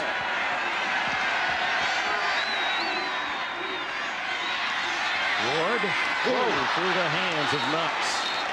Boy, those who question his arm strength, I don't know, they must see something I don't, because that he can fire the ball. And watch when this goes through Knox's hand, it almost stays completely in spiral. I mean, that's a ricochet. It looks like a bullet going off of his hands, and he's wearing gloves too. Bobby Bowden, 64. Grew up as a kid near football fields in Birmingham, Alabama. Always thought about the wonder of this game. Said it's life's work coaching it. One of the most highly respected and highly liked men in this game, but without a national title. Trailing 7-6. Second and 10. Oh, what a catch. Pulled in by Matt Fryer, the 5'11" senior. 11 yards on the play. He is tough as nails. First of all, they come with a blitz to try to disrupt. Because of this, it's a quick release. That's the amazing part. Now watch this catch. It bounces off of Fryer, and he stays with it and makes the catch. They're in Miles all over it. Third catch for 23 yards. It's a play like that can ignite an offense. Fryer, the senior, he had the arthroscopic surgery after the season was over. Not sure he's going to be able to play. He's back and fine. Dental work as well. That's why they call him Summer. Ward on top and going long. Caught.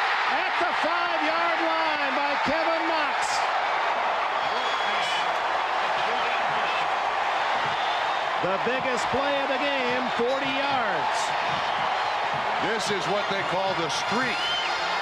His speed against Williams' speed, and again, Ward puts it over that outside shoulder. The catchable spot when you have tight coverage. First and goal from the 5. They give this to William Floyd, and the fullback is near the goal line. They still haven't blown it dead. No, he's marked. They're not going to give him the touchdown. An official marked him just outside the end zone, Dick. And if a whistle sounded, then everyone relaxed, and Floyd goes in. It's second and goal from the 1. And they're going with the quick huddle here on the goal line. Ward, will he keep it himself? No, Floyd loses the ball, and Nebraska recovers. Was he in? No, they say touchdown. He'd broken the play.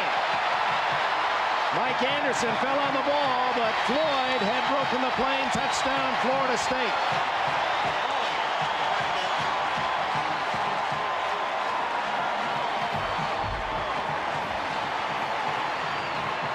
Three-back set, good push and shove. Floyd gets up in the air, and Dick, he really didn't need to.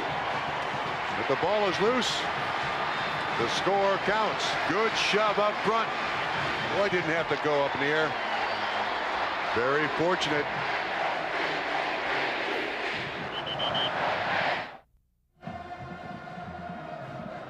Running back comes from here. Watch Toby Wright. It is ruled a touchdown. It is ruled the ball and the ball carrier breaks the plane, but it's loose. From that angle, very difficult to tell, but the official right on the line said he had broken the plane. Here's another look. He's going to have it in his right arm. Toby Wright comes in. From that angle. I don't know. So by inches, Florida State takes the lead, and now they go for 2, leading 12-7. Ward. Incomplete. A beautiful defensive play by Toby Wright, who has been all over this Orange Bowl field tonight. So the score remains 12-7 Florida State. Don't I remember Nebraska running a play very similar to this? For a 2-point conversion several years ago? 10 years ago to the day. It was knocked away just about the same way against Miami. Howard Schnellenberger cost Tom Osborne his chance at a national championship and that extra point. Same spot in the field. Yep. Turner Gill to Jeff Smith. Turner Gill is an assistant coach for Nebraska too. He's a quarterback coach, so definitely remembers the look, the sound, and the feel of that missed 2-point conversion.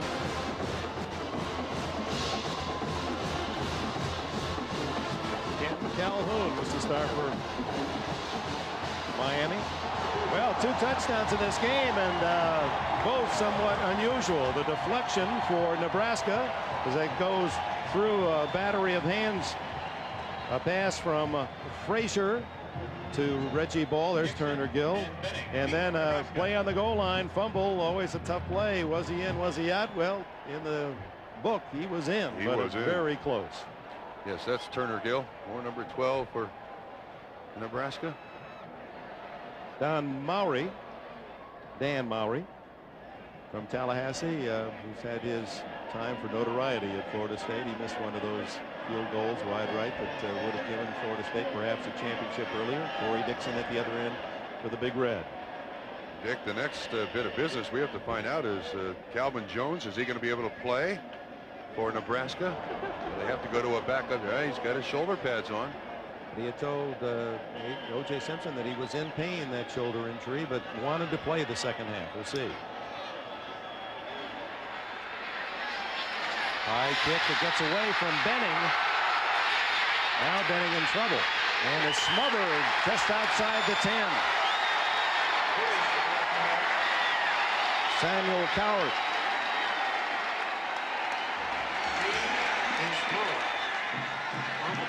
So Tommy Frazier and the Huskers start deep in their own end. Their first possession of the second half. Well, in the first half, Nebraska had reasonable success, although they really didn't run the ball that well. You see it. Finally, the 1 touchdown on the tipped reception. Florida State brings 8 men on the line of scrimmage. And the give is to Damon Benning. So Calvin Jones does not start the second half. Benning, the freshman, 200-pounder, 5'11". He rushed for 324 yards this season, almost 6 yards a try. If they can, you see Calvin Jones, it's obviously his left shoulder that is bothering him. Benning, whose father is the assistant superintendent of public schools in the city of Omaha. He was a great high school player, #1 in the state, rushed for over 1,500 yards as a senior. Number 21, Benning. Second down and 5. A reverse to Dixon. Oh, he had blockers out there, but a fine defensive play. A trip made by the Seminoles. Could have been McIntosh getting a hand on him, or Ken Alexander. It was hard to pick up, but again, the defense from Florida State stayed home. I think they know the reputation that everybody else has about Florida State, that they're small up front and will over pursue. They've been well coached to stay at home. Well, remember Notre Dame scored on that reverse at South Bend. Reggie Ball, the touchdown maker, way out to the left. Tremaine Bell, second tight end, shifts to the left. On third and a short 3. Frazier, complete to Bell. And he's out to the 35 and a first down. Bush and Brooks dragging down after 16. Dick, you mentioned Derek Brooks. We have not called his number many times tonight, have we? He plays the bandit position. He's on the right-hand side, and as Bell releases just on top of the linebackers underneath the defensive backs, Derek Brooks there to make the assist. What Nebraska's doing is flopping tight ends. So they're running the ball at, trying to run the ball at Derek Brooks. He's been blocked very well. Dixon split out to the near side. And it's Benning. Up to the 40, almost 5 on the play. James Roberson and Derek Brooks in on the stop. Let's go back in time a minute here. Here is the touchdown by Florida State. Again, Toby Wright hits him. Arms go up immediately. The official on this side made the call, and you can see as he fumbles, there is a Nebraska player blocking the view. It pops out and drops not unlike a Rose Bowl play many years ago. Yeah. Was that Michigan and USC, was it? The toss to Benning. And he is collared. Roberson, number 47, denied the corner. And up from the secondary, Devin Bush, and nose guard John Nance was there too. Again, a great pursuing defense. They had everybody covered out there on the option. Here's Tom Osborne's big call here. I'm surprised to see Tremaine Bell on the sideline. He had a good catch. They could run the same pattern again. Get it to the tight end. You know they're always open. Flopping the tight end again. 3rd and 6.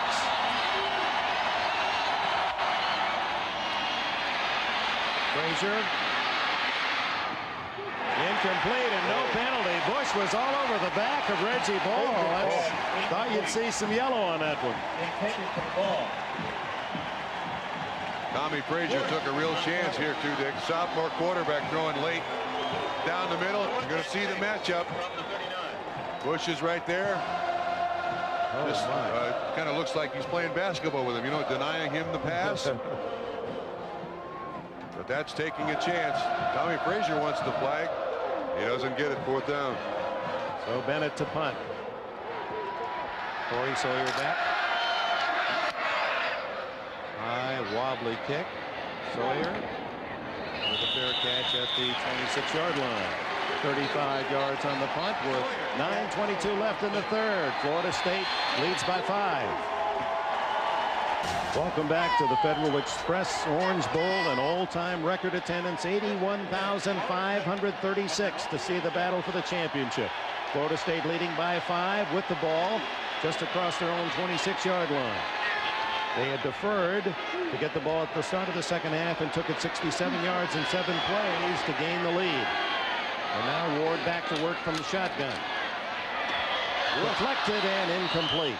goodness. Through the hands of McCorvey, and again a bullet from Ward. Toby Wright on the coverage. Center fielder, shortstop when he plays baseball. Yeah, he's got the strong arm. No problem with his elbow. I think I noticed too that Florida State's choice here, 3 wide receivers, 2 running backs, 2 fullbacks to protect against the blitz here by Nebraska to protect Charlie Ward as best they can. On the run, caught by Vanover. Rick Vanover, not enough for the first down, a gain of around 6. Just a little half roll to avoid the pressure. Good tight spiral. This kid, this Vanover kid, if Florida State has a quarterback after Charlie Ward leaves, I don't know how many catches and touchdowns this kid's going to score. He is extraordinary. Yeah, he was considered like the top wide receiver as a high school senior in the country. On 3rd down, and it's Alberts again. Trev Alberts' 3rd sack of the game. And that is just underlining and with a punctuation mark why he was so highly regarded All-America. He gets around this offensive tackle again. It's Farrell, just pushes him back. We've seen several different pass rush moves. The most interesting thing about Alberts and his family, his mom and dad have never missed a game he's played, with one exception. That's Tokyo. That's because they drive to all of them, home and away. Leading UCLA this year. No flag. What a kick by Liss against the wind. Dixon finally corrals it at the 15. Oh, he had the wall on the right side, but not for that tackle by Chris Cowart. He could have gone all the way. They had the complete red wall set up. What a stop by Cowart. Very seldom do you ever see a punt return with any plus yardage when you have your back to the spot you're trying to run, and there's that hit you're talking about. That was a career-long punt for Liss, 63 yards. Tom Osborne. His friends are fishing guides. He does a lot of thinking out there, and he's thought a lot about this year. His Huskers have come from behind often to maintain their unbeaten record. We've won 7 or 8 games coming from behind, and we've had some very close games in the 4th quarter. Florida State has not been challenged that much. They've won going away, which is a little scary, but by the same token, they just haven't been in those types of games as much. And we've been a very good 4th quarter team. Says he plays as little golf as he can. He likes to fish, and he's fishing for the big salmon tonight. Trailing 12-7, and feels in the 4th quarter, if they're close, they can come from behind. Frazier just eludes the rush. Throws. What a catch out at the 36-yard line by Trumaine Bell. His second of this second half. Good for 14 yards. Great scramble by Tommy Frazier. Rolling to his left, still steep. Looking downfield, looking for a chance to throw the ball. Again, Derek Alexander up in his face. Sets himself very well there to make that throw. First down at the Husker 36-yard line. Schlesinger, the fullback. The tailback, Damon Benning, the freshman playing for the injured Calvin Jones. It's Benning running into a wall. And now the other way, one man to beat, but he can't get away from Clifton Abraham. Abraham, the junior from Dallas.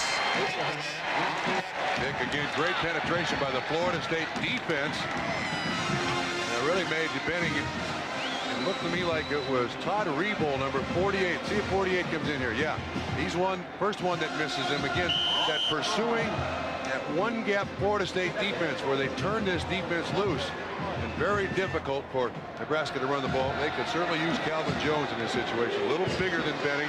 They could use some power running here. The long 15 on second down. Frazier under 500 on the night, 6 for 14. 96 yards. Toss to Benning. Has a blocker. Oh, they close in a hurry up in the secondary bush and close the 2 safeties. Shoulder to shoulder. Did you see that? They tried to plant Benning. When the first option is not available, you'll see Tommy Frazier. Derek Brooks makes him declare. Now watch these 2 safeties come up shoulder to shoulder. Where are you going to go, son? Nowhere. comes Lawrence Phillips, a freshman, a true freshman, an 18-year-old from West Covina, California, where he was a member of the CIF champions as a junior. He is probably as fast as any tailback they have. He's number 1. That's to Dixon, a little flanker screen. Breaks some tackles, but not enough for a first down across the 40. Roderick McIntosh drags him down. Dick, it looked like the original hit was by Mac Knight, made him turn back inside, and that's what you want your cornerback to do. Well, Tom Osborne said we got to be unpredictable in this game. To this point, they have been. They've thrown more screens and run reverses and rollouts than I've seen Nebraska run in a lot of years.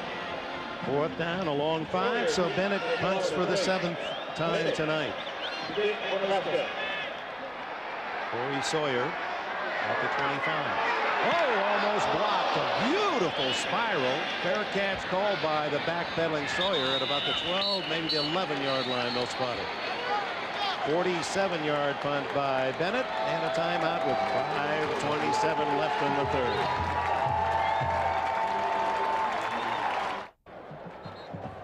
This redefines overhead shot. Tonight's overhead shots have been courtesy of the Goodyear Blimp Stars and Stripes. It was in 1960 when Goodyear provided its first bowl coverage right here at the Orange Bowl. And looking down on a sellout crowd of 81,536, Federal Express Orange Bowl record. Florida State with its worst field position. They allowed Sawyer just across the 12-yard line on the fair catch, and Charlie Ward out of the gun. Under pressure, throws long, and well covered. Tyrone Williams had Kevin Knox. What? You wonder about Charlie Ward's toughness. Florida State sends 2, 4, 6, 7 guys on him here. Watch them all come. There's the 7th. Just slides over slightly and is still trying to catch that man-on-man receiver down there. William Floyd, the fullback, and he is a load. Look at him breaking tackles down the clear at the 30 and caught from behind by Mike Anderson. So William Floyd gets his crowd stirred.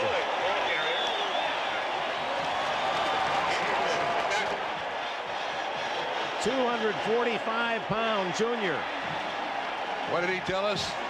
If you mention finesse around me, you're talking sissy. I am no sissy. He started playing football in the Little Green Devils when he was a kid. He said his mom made him play football, took him to the field, kicked him out of the car and said, go play. That was at 8 years of age in St. Petersburg. 36 yards on the play. Well, that's the big running play of the game for Ward and Florida State. Now Knox whistled down by Darren Miles. And when you can get a run to mix in with that shotgun attack with a pass and war, then it really is tough on the defense. Yeah, Floyd also, when he's not carrying the ball out there in the shotgun, he says, I'm Charlie Ward's personal guardian. I'm there to protect him against any and all blitzes. He's been sacked 3 times tonight. 2nd down and 4. As you look at Floyd, who's a lot like Marion Butts, doesn't carry much, more of a blocker. Butts out of Florida State to become a star at the San Diego Chargers. Ward guns, and it's Pryor out of bounds at the 32, and a flag down at the spot where the ball was thrown, and another late hit against Nebraska. This time Dante Jones is ticketed. So the gain on the pass into Nebraska territory plus the penalty. As Dante Jones, it's a late blitz. And that's a helmet right underneath the chin. Pretty obvious throw. There have been some big penalties tonight against Nebraska. That's a pretty obvious one. It really affected Nebraska's chances. You know, the one by Raymaker. It got, you see Tom Osborne. A righteous individual is Tom Osborne. He does not like his players doing that. That reflects badly on Nebraska and Dr. Tom. And in fact, it's quite a testimony to the demeanor and the demands of Osborne that his players say you are not allowed to use profanity. No cursing on the field.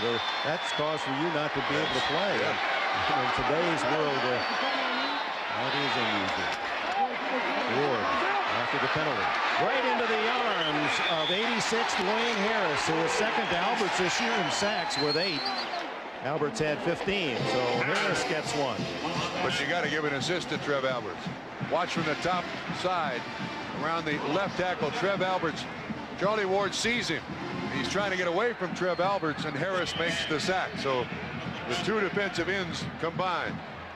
Again, this time it's on Connolly, the big offensive tackle, and again that he has superior strength, and he flushed Charlie just enough that was at the 4th sack of the night. 5th sack for a team that allowed 10 in 12 games. Whoops.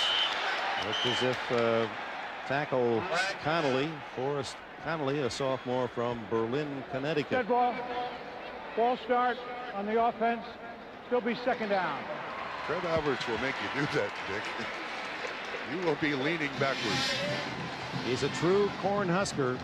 300-acre grandparents' farm. He'd go out there after football practice. He'd not only husk the corn, he would detassel it. He said that was the toughest job. Yeah, he and his brother, older brother, had a company where they detasseled corn.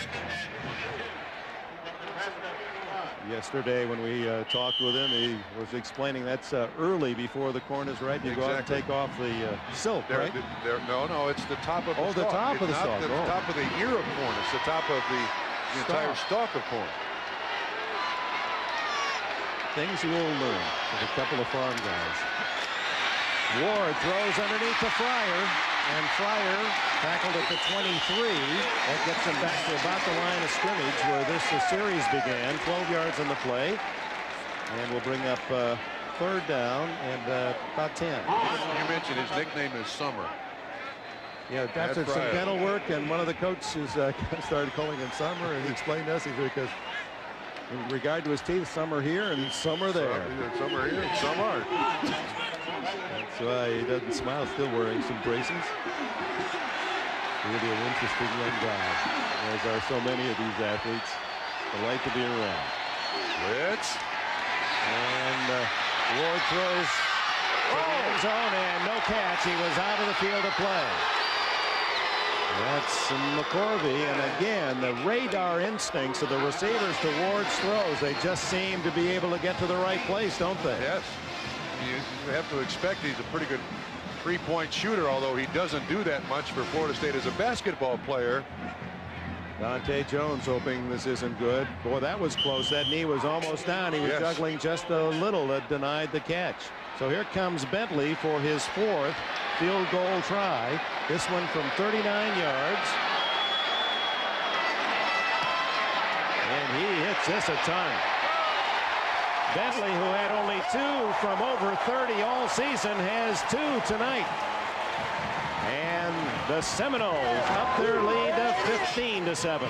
But that 15-7 lead, Dick, that's certainly still within reach of Nebraska.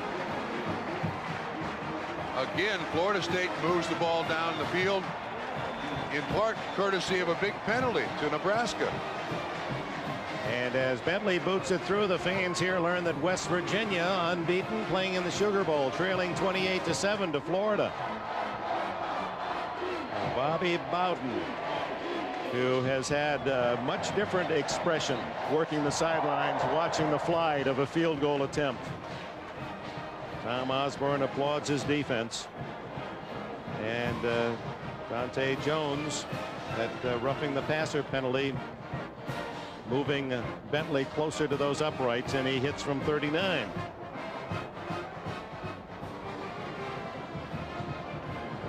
Yeah, it's been another great week. The parade last night. Ed McMahon, Johnny Carson's sidekick for so many years, the Grand Marshal. He wouldn't commit as to which team he was rooting for, but being around Carson, I think he better have something read on. Yeah, if he isn't muttering Nebraska under his breath. Dan Mowry hits a sidewinder toward Dixon, who's been tough on return. Looking for a hole, but it closes in a hurry at the 15-yard line. Looks like somebody had a wire out there and just clotheslined him at the 16-yard line. Dick, that was a brutal hit. Jermaine Green, number 42, in on the tackle. Offsides. on the kickers. So Florida State are going to have to tee it up again if Nebraska chooses. If we can see who was across that line of scrimmage. Okay, let's say that guy. He's the closest one. That's pretty close again. Offsides on the kickers. Nebraska elects a re-kick after a 5-yard penalty. Florida State fans are well aware of this has been a big quarter for them all season long. They've outscored the opposition 170-24 in the third period this year. So Tom Osborne's team facing that note. Perhaps why Bobby Bowden said, hey, we'll defer and take the ball. Sure.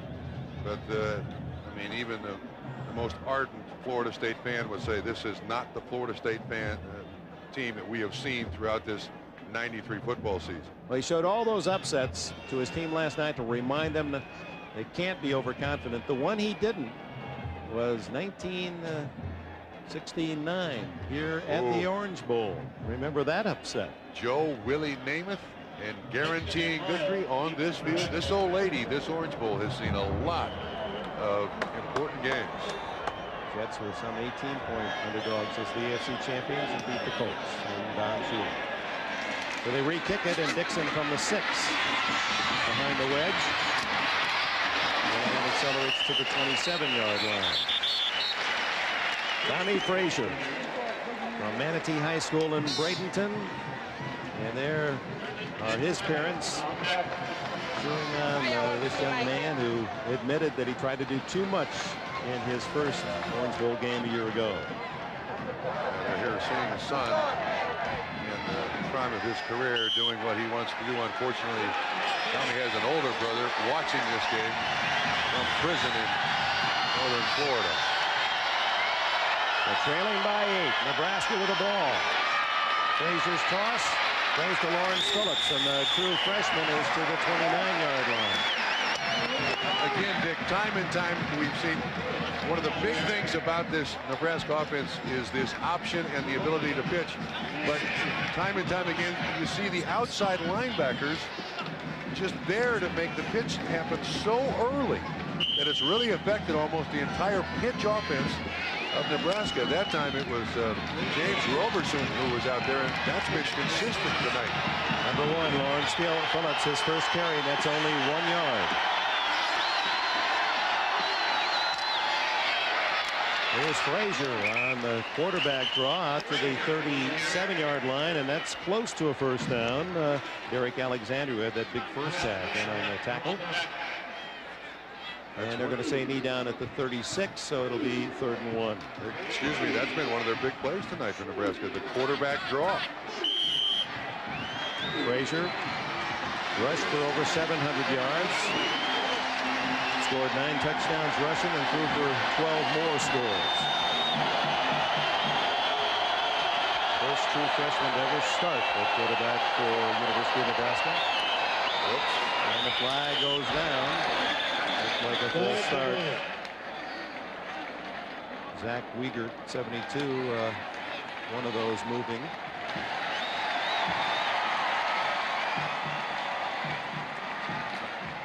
Again, I think the most penalized team in the game tonight has been Nebraska, which kind of surprises me. This is normally a very disciplined team. Dead ball, false start in the offense. Still 3rd. That's a tough 5 yards because you go from 3rd and 1 to 3rd and 6. Wiegert from Fremont, Nebraska. His brother played for the Huskers as well, Eric. He kind of responded to Derek Alexander. Nickname Sluggo is Wiegert. Sluggo. And Lumpy is the other tackle, Lance Lundberg, a couple of 300-pounders. Frazier plants and hits Dixon. First down at the 45, 46-yard line. Wrestled down by Coles and Bush. That safety combination for Florida State. 15 on the play. Tommy Frazier got about 60 family members come down from Bradenton to see him play in the Orange Bowl. Admitted last year he was so nervous playing here. Grew up watching this bowl. Came down to Miami, was recruited by Miami, Florida State, Florida, but chose the other conference, the Big 8, and goes to Nebraska. Told his mom when he was a little lad, he said, I'm going to be like Doug Williams. I'm going to be a black quarterback and win a Super Bowl someday. Trying to win something pretty big here today, and he's short on this throw. It was intended for Clester Johnson. Again, Abdul Muhammad injured in the first half. The leading receiver went out, and now Frazier looks as if he might have been injured holding his arm. And the leading rusher, Calvin Jones, also out in the second half for Nebraska. That's a couple pretty tough lumps to swallow. Couldn't really tell what happened to Tommy Frazier. Remember, he got hit in the first half, and it affected his arm a little bit. Looks like he's grabbing hold of his bicep. There's Jones, the leading rusher, second leading ball carrier in Nebraska history. Only a junior, but he's out. And here's Lawrence Phillips through a big hole. And the true freshman from California is to the 39-yard line and a first down. Dick, Florida State has allowed Nebraska this opportunity to be in this game. 42 seconds and counting into the third quarter. This is exactly the situation, the scenario that Tom Osborne was hoping for his football team. Calvin Jones is out. Their leading receiver is out. This is a team of character, and here it's showing. They've still got the chance, Dick. 30 seconds to go in the third quarter, and this freshman from Southern California has his biggest game of the night. The fake reverse, and now Frazier throwing to Dixon, who's open and catches it. A juggling catch and a tackle at the 12. Richard Coase fighting for the ball, but Dixon able to wrest it away, and a first down at the state 12. It looked like Coase slipped a little bit.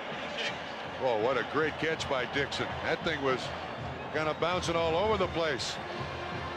Torrey Dixon, who was voted the Huskers' most valuable player last year in this game with 5 catches and 1 touchdown. He's had a touchdown on a punt return called back tonight, 71 yards. So the Frazier clan helping the Nebraska crowd, and they won't get another play off. That is the end of 3 for the national championship. Florida State 15, Nebraska 7. We'll be right back after these messages from your local station.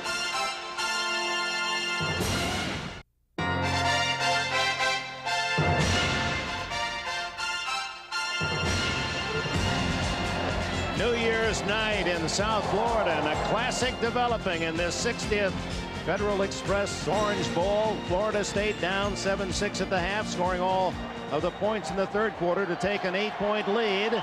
But Nebraska driving their deepest position inside the 20-yard line. And Tommy Frazier sets him up at the 13. Give to Phillips, and the freshman has a touchdown.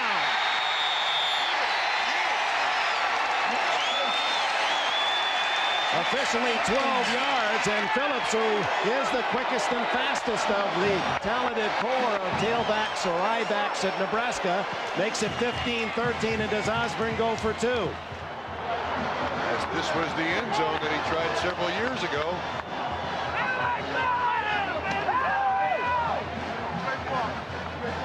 He said all week, he said, I'd do it again. I'd go for 2.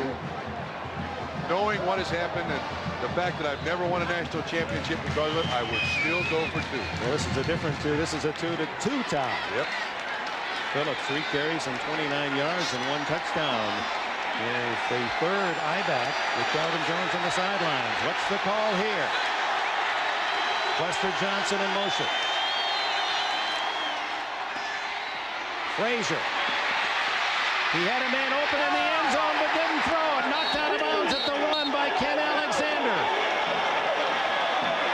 He had an open red jersey but couldn't get the ball up to throw it. Tried to run, and Florida State denies. It remains 15-13. He's got one option. Here's the guy who's going to be open in the end zone that you're talking about, Dick.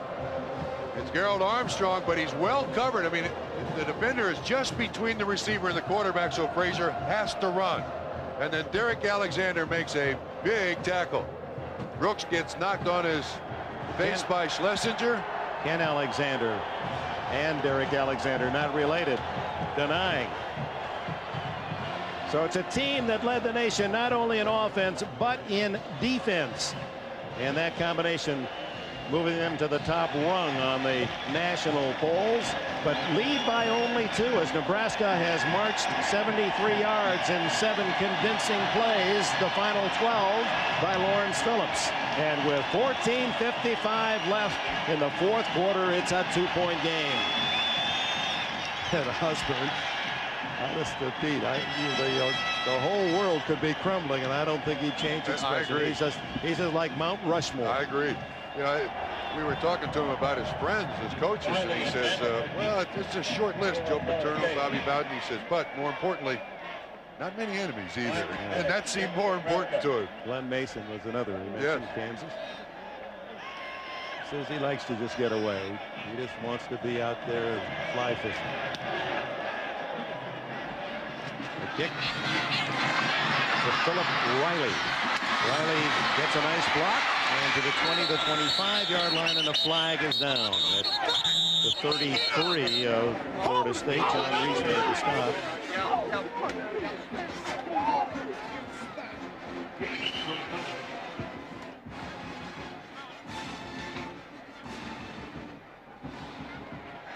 Referee John Sophie says it's against the Noles. As we go back to the touchdown, this is the classic counter. They block down, these guys pull. I mean, it is beautifully executed. And when you're a running back and you see that much room, it's easy to get to the end zone. Well blocked by Nebraska. Excellent call. It's going to come from right to left. I mean, that's the way you draw it up on the chalkboard. You hope someday it works. It just happens to work in the Orange Bowl. For a possible national title. West Virginia trailing now 35-7. So much of the drama will be number 1. It does indeed appear that the winner of this game will be the national champion, although some will argue that Notre Dame, should Florida State win based on the Irish victory earlier, would be the national titles. Ward gives to Floyd, and that big fullback is tough to bring down. He's out to the 20-yard line. Stewart and Wright make the stop, but it takes plenty of bodies to get this junior from St. Petersburg to the turf. There's some question as to whether or not William Floyd will be back for his senior year at Florida State. You mentioned Marion Butts. This guy is a clone of Marion Butts. And in fact, Marion Butts didn't carry the ball much when he was here at Florida State. Blocked and played special teams. His contact is my high. That's, boy, he said, you know how you get kind of wobbly and tingly when you get hit? He said, well, I guess. Ward out the outside, and it's McCorvey working the sidelines, and a first down for the Noles at the 27. Tyrone Williams bumped him out of bounds, 11 more yards. Well, Dick, Florida State's been able to run from the shotgun, so it's allowed these receivers to get open on the outside, also in the shotgun. Again, not particularly well thrown by Charlie Ward, not much of a spiral, but McCorvey catches all of that ball, the front end, the middle, and then the back for a reception. 130 career catches for this junior. 4 of them tonight. First down is the Seminoles after the penalty on the kickoff. It moved out to their own 32. Floyd. And this time chopped down, and the penalty of making a tackle on Floyd being felt by the Nebraska player down, number 5, Lorenzo Brinkley, whose dad, Lorenzo Sr., was an all Big 8 defensive back at Missouri in the early 70s. I think Brinkley puts his arm out here, and the truck goes through. They're looking at his forearm. And we'll take the timeout with 13:50 left in the 4th. All right, Anna, not for the national championship, but SC finishes second on that victory. And here is William Floyd at the goal line. And here's Toby Wright making the contact. And I still don't think he was in the end zone, although it was ruled a touchdown immediately. And number 48 for Nebraska, Mike Anderson, fell on it in the end zone. That angle, still the official closest to us down the line. This one is hard to pick up on the far side now. Yes, now watch the signal. And he can't see it because their body's all in front of the fumble. Beeler is in front of it, between him and the ball carrier. Well, that's the difference in the game. Floyd in or out, but in is the way it'll read in the history books, and it's 15-13 Florida State. Almost the entire fourth quarter to go. Second down and 8. Ward hit as he throws and dropped. It was Kez McCorvey perhaps running before he really pulled it in. That could have been a touchdown. John Reese was the man in coverage, and you're right. If he hangs onto that one, he is still running. Charlie Ward again, not a particularly good throw. Watch, it's thrown behind Kez McCorvey. If it's thrown in stride, this is gone. This is the track meet, and McCorvey wins. Well, he might have been looking for John Reese. That was tough enough to make that catch. And meanwhile, Ward really feeling the pressure from Dwayne Harris.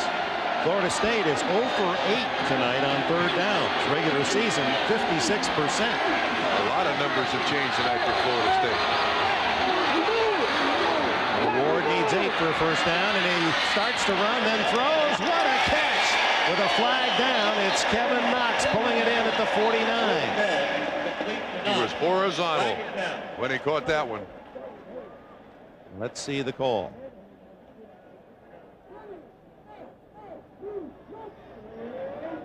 $15 yards if.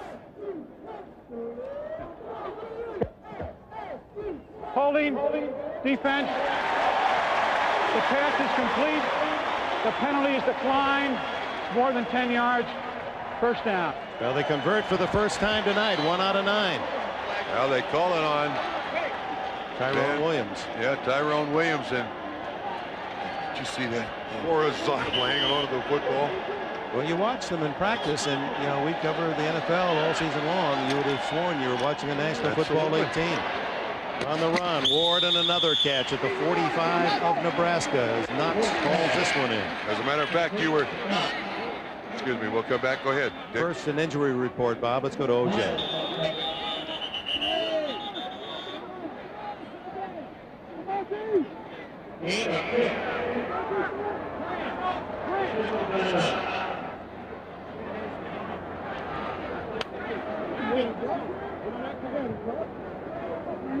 And meanwhile, a cramp by Tyrone Williams.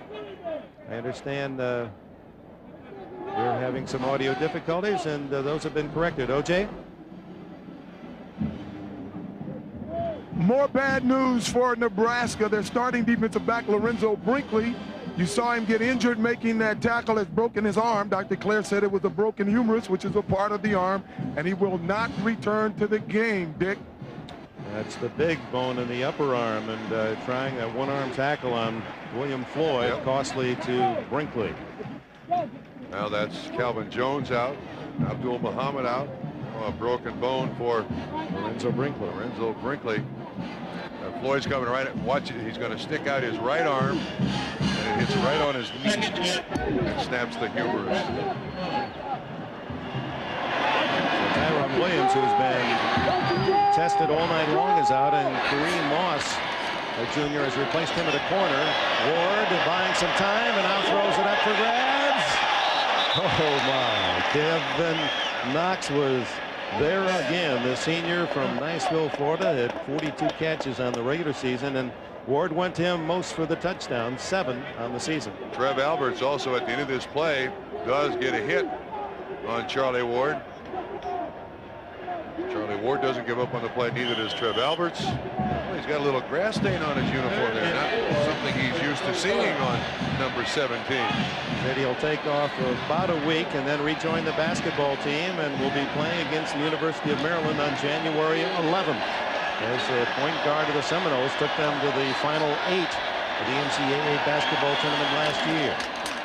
It's third down and 4. And this one of the few tonight that hasn't been close to anyone. I guess McCorvey was the intended receiver. Somebody ran the wrong pattern. Yeah, Charlie's saying you should have gone out for Kez McCorvey. He was described in the Sports Illustrated feature on him as a leaner. He's so quiet as Charlie Ward that you have to lean in to listen to him. Boy, that was the experience, all right. Yeah. But how about his parents? Dad is a coach. Mom is a librarian. Dad used to get all mad at Charlie Ward. Mom would have to defend Charlie to Dad. Leave him alone. He's all right. What a high boomer by Sean Liss. Dixon, let's go. And not saved. It was hit by 2 Seminoles and comes back out a 25-yard net. Nebraska trailing by 2 against Florida State. Will have the ball at their 20 when we return. Heisman hero Charlie Ward, and Florida State ranked #1 in the AP poll, leading by only 2. Heavy favorites for this national championship. And it's the Huskers with the ball at the 20, and Lawrence Phillips, who was the star in the last series, is into the secondary again and picks up a dozen. He carried 3 times for 29 yards in the last drive and had 12 for the touchdown. Richard Coase with the tackle. Dick, they scored on a counter series play. This time they do it this side. We got the blocking down here, the pull. This is the one they scored on, only ran it to the right side. And this time, Phillips again, excellent move to get inside that one last guy that they couldn't account for in the blocking to pick up 12 yards. Young man who grew up in Southern California, UCLA territory. Inside handoff and out to the 39-yard line. Jeff Makovica, the fullback. Another of those 8-man football players out of Nebraska. These hardy Cornhuskers, as Osborne said, you know, you can't zip open that chest and look at the heart. You can talk all you want about who has the greatest athletes and who has more talent and depth of talent, but he said you could tell all week long there was an edge to this man, more than you normally will see, and he felt that his team was going to play tough tonight. Second down and a long 5 for Frazier. Got some blockers. Great fake on the pitch, and they had to respect Phillips the way he's run, so Frazier darts out to the 50 and another first down. 12 more. Tackled by Derek Alexander. That's 2 straight plays of 12 yards, and again, a great choice. You're right, Dick, on the pitch. He fakes the pitch out to Phillips. It draws the cornerback out. Clifton Abraham, and then Tommy Frazier turns it up. Never been afraid to run the football. Prefers to throw it, but never been afraid to run the football. The Huskers are some 42 pounds per man, outweighing the defensive front, the offensive line. And Osborne said, keep it close to the 4th period. That's where we played our best football, and 4 yards on that carry by Phillips. Now they're going to spot it closer to the 47, so call it a long 3. Nance and Bush with the stop. Dick, now look what Florida State's trying to do. Put a few more guys up there to try to make it more difficult for Nebraska to run. Again, great down blocking by those big offensive linemen from Nebraska, Sluggo and Lumpy and others. Temperature at kickoff time, 75 degrees. Hasn't cooled much since. Breeze has died down. 10:24 left in the game. Frazier on second down to Phillips on the handoff, and the freshman gets to the 44, and that's all. Stuffed by Nance, the 262-pound nose guard, who off-season had a benign tumor removed from his left shoulder. A scary time. He's playing with a hamstring pull. That is Bartow, Florida team, to the state title a couple of years ago. Well, they weren't sure he was going to come back and play at all with that benign tumor. Has played well. 3rd down and 4.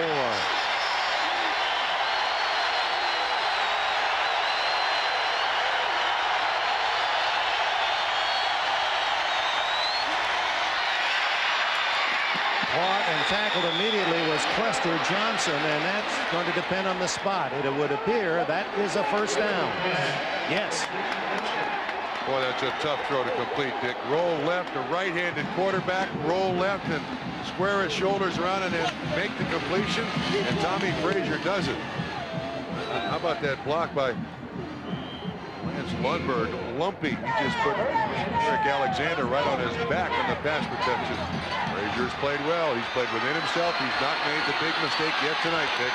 Just first down, a little more from field goal range, trailing by 2. Frazier passing on first down.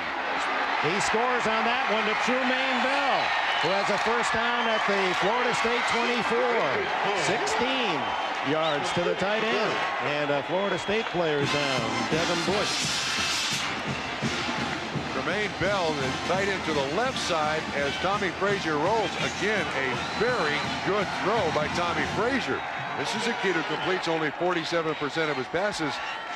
He's throwing a little better tonight than I think he has in other Nebraska games. Look at 16, though. It looks like he's right there for the interception, but it slips down.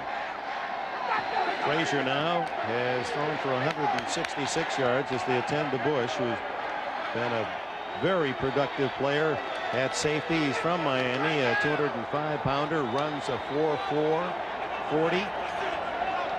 This is a young man we told you about that as a kid worked as an usher for the University of Miami games here at the Orange Bowl. Well, he's seen a lot of this Orange Bowl surface. Meanwhile, the Huskers are inside the 25-yard line, trailing 15-13 with 9 minutes to go. And if you could have set Tom Osborne down and 3 days ago said, what would you like, how would you like this to play out? This is exactly what he's talking about. My team has the ball. We're in the game. It's late in the game. We've worn out the defense. We think we have the character to win. The injuries to two of his big offensive weapons, his top receiver, Abdul Muhammad, out. But Corey Dixon and others have picked up the slack. And then the top rusher, Calvin Jones, out. But Lawrence Phillips, more of an unknown, although he did rush for some 500 yards during the regular season with more speed. And you can see Florida State respecting Phillips more, and that has opened up Frazier, giving him more time to throw. In fact, Frazier is 8 for 9 this half passing. And you know, he's done a lot on the rollout, very little from just standing back in the pocket. There's Phillips, who scored the touchdown. We're waiting for Devin Bush, who was in on the tackle, still being attended. These are the scary ones, Dick, when you see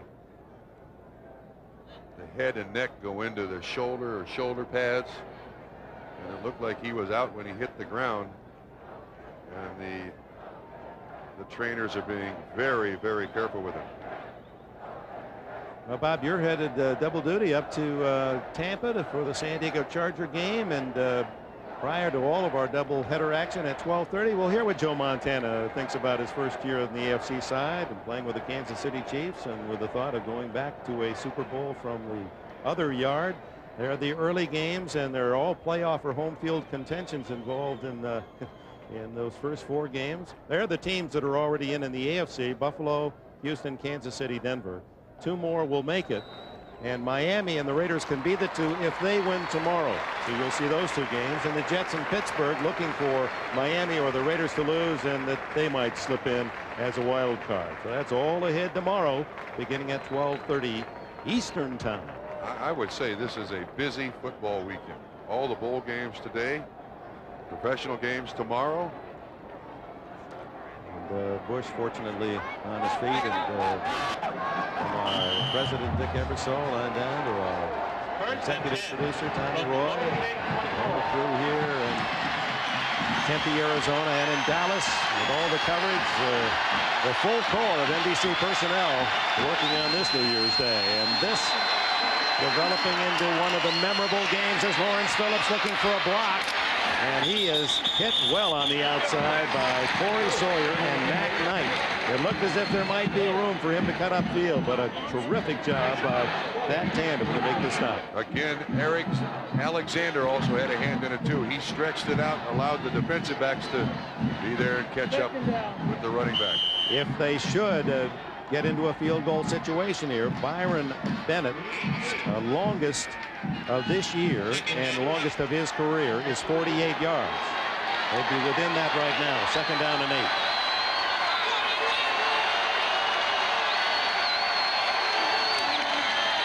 Draw to Phillips, and no place to go.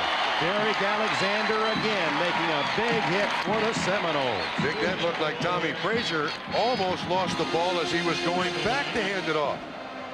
He never really had it cleanly. I don't think he was trying to fake anybody. Well, he was trying to show the old Statue of Liberty play. I'm going to pass, hands it to Phillips, and Florida State doesn't buy it.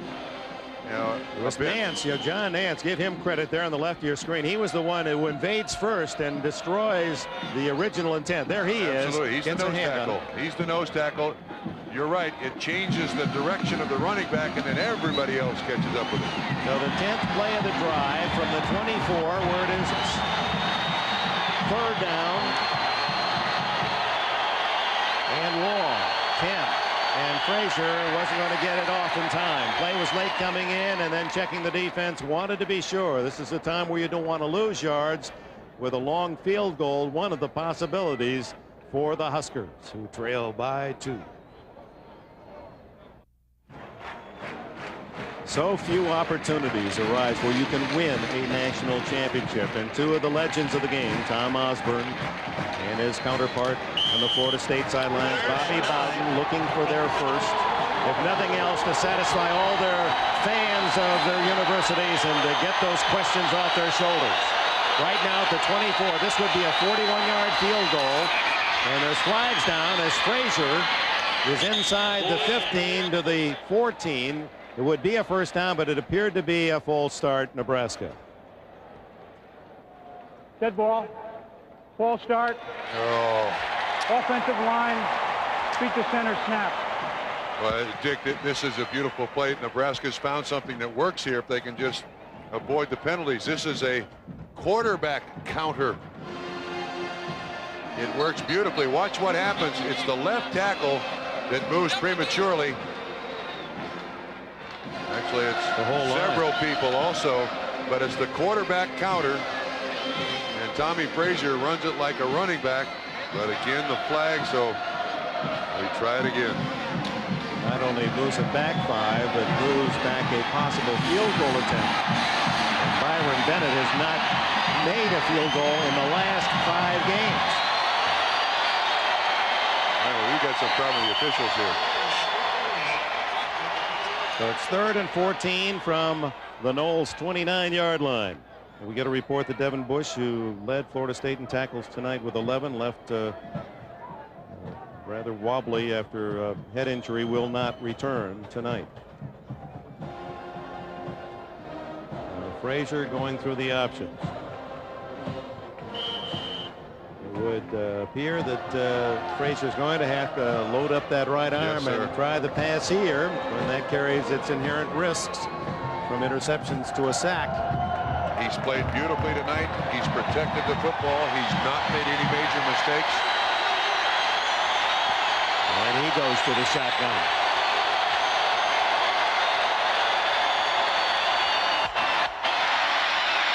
Good protection, intercepted. Picked off by Richard Coles. And Coles finally knocked down at the 30-yard line, and a flag goes down.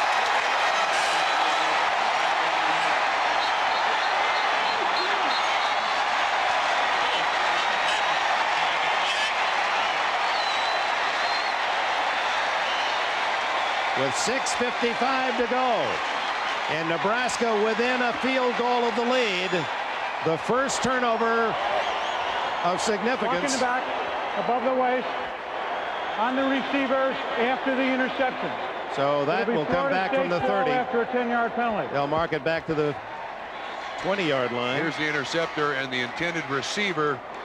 And I'm not sure, Tommy, we just mentioned that Tommy Frazier had not made any mistakes tonight, but the safety is waiting there for Clester Johnson. And Coles makes the interception. And I don't know that the game is over. 6:55 left, but that was Osborne's best chance, and that's about as much emotion as you get out of Tom Osborne. It was a 5.5-minute drive. They started back at their own 20, and Frazier, disheartened, knew he had made a mistake. So the penalty takes it back to the 20-yard line with 6:55 to go. The other turnover was the interception at the end of the half, which was just a, throw it up and hope something special would happen. That was a real turnover. That one hurt. Now Bobby Bowden got his headset on here. I would expect him to run a little more because he's more involved in the running game.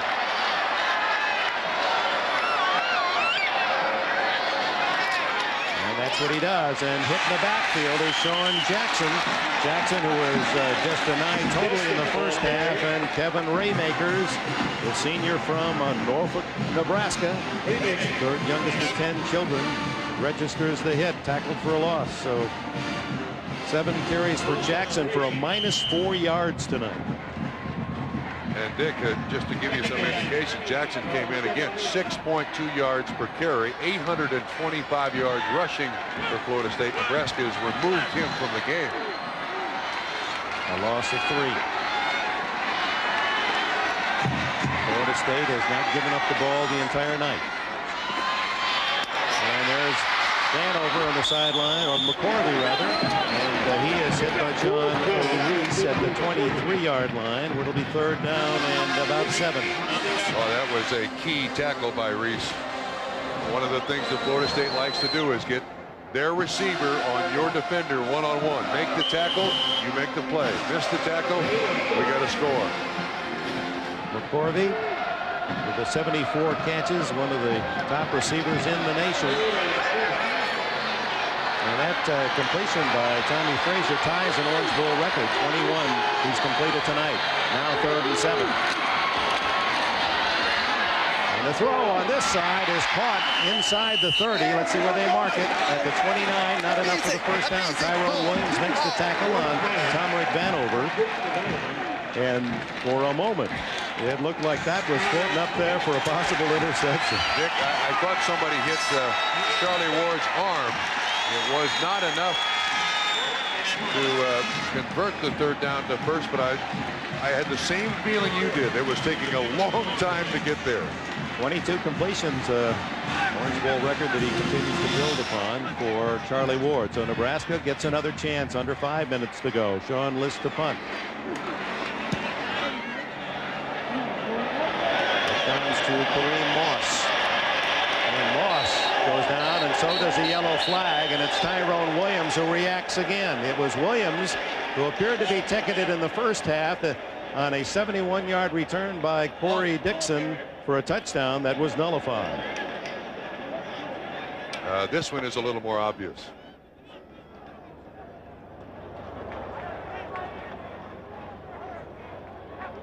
And that's from the spot of the foul, which is going to take it back to about the 20-yard line. So the penalty really chews up a lot of real estate against Nebraska. Pushing it back above the waist on the return. 1st and 10 from the 20. Tom Osborne and the Nebraska Cornhuskers, big underdogs, within 2 with 4.5 left.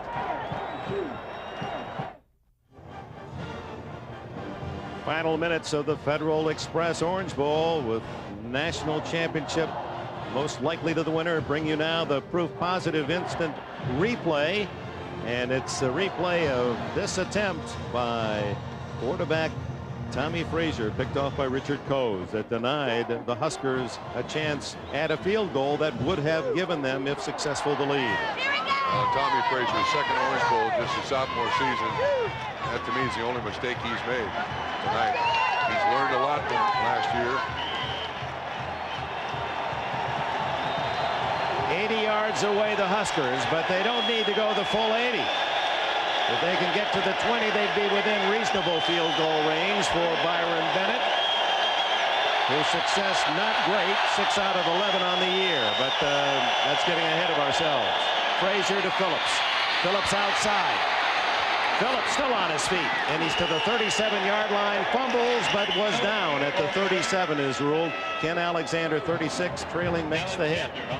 Boy, this kid in the open field is exciting. He's got speed, and also Tommy Frazier does an excellent job of getting him the ball. It's going to be coming right at you, but watch what happens. See if we can pick up what happens to Corey Sawyer. He is held by Johnson right there, and that really affects the support. But you're right, Phillips, excellent speed, knows when to turn those shoulders up the field. Playing only in the 2nd half, he leads all rushers with those 65. Phillips again. Fumbles! And it appeared that one of the linemen downfield, yes, Zach Wiegert, fell on it for Nebraska. Oh, my. They run the counter again. I could not see who hit Phillips.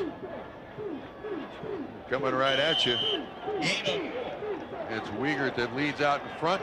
Derek Alexander. Yeah, but it looked like it slipped out. I didn't really see that much contact. Wiegert, a 2-time All-Big 8 tackle, saves the day for Nebraska. He'll have a chance for a bow if they can move this down and score. 3:35 left. Frazier to Quester Johnson, and he goes down by, field can't cause a fumble, and he's down, drops the ball. That's a completed pass. They're counting it as a reception. Yes. I think that ball bounced. No, he caught it. Then he bounced, and the ball bounced out after he hit the ground. Let's take a look. He's running the crossing route. He catches. He does catch it. Well, I don't think he had control. No, he never has Never control pulled it of in. That should have been incomplete. But it counts as a reception. Well, there have been some curious officiating calls in this one that'll be played by both sides depending on winner and loser. 3 minutes and 5 seconds left. There's the draw by Frazier. Runs up the back of those big linemen to the 40 of Florida State. An 8-yard gain.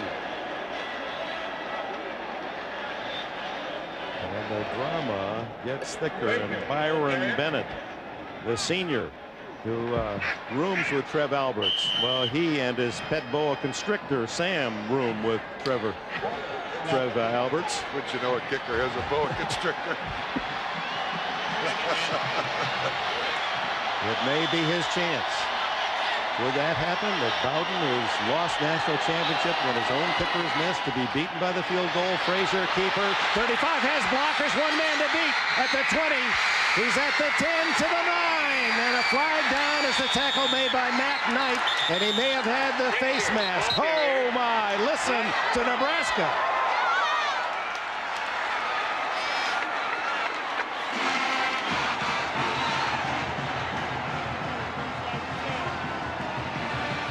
.31 yards plus. Second leading rusher for Nebraska. Tough kid. When he turns it upfield, he means business. Nice move there to get inside Coase. Finally, Mac Knight has to make the tackle. 31-yard pickup. Plus the penalty. And that's major. Going to take it half the distance inside the 5, so it'll be Nebraska first and goal at the 4-yard line. 4 yards from a possible championship. 15-13 Florida State with 2:18 left. Schlesinger 40, the fullback and blocking back, and the freshman Phillips. It's Phillips on the toss, and ooh, is he upended. What a hit. Clifton Abraham slashing in from his corner spot. This young man from Dallas has lived a very frightening life. He said until he came to Florida State, he never really sat next to a white person. He has twin brothers in prison. His father was shot in the streets of Dallas, and he said, this is my chance. And if I make it and make money, I'm going to spend a lot of it helping kids in the inner city. Number 2. That was a big tackle, and he also got inside a blocker to stop Nebraska's running back there. Second and goal.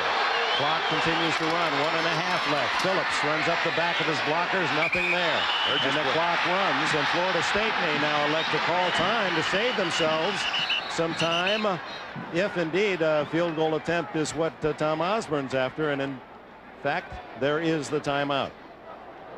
Nebraska now, Bob Trumpy, you said, reflecting on the Notre Dame victory over Florida State, where Notre Dame rushed the ball 49 times. If Nebraska ran at 49 tonight, they could beat Florida State. So what's that was their 43rd rush. 43rd rush. For 187 yards. Well, this is played right to Nebraska's game plan. I would guess Tom Osborne will not call a pass play. What do you think? You're a genius. You sure know a lot about football. But I'm setting myself up because I don't think Osborne is close to the vest and as conservative as some people tag him. No question whatsoever. His field goal kicker has not made an attempt tonight. Yes, you play the percentages here, and I think in all instances Tom Osborne will first and foremost play the percentages. His field goal kicker hasn't tried one since November, and he hasn't made one since nearly October. Well, but I mean, we're basically talking about an extra point here if they just fall on the ball here and kick it.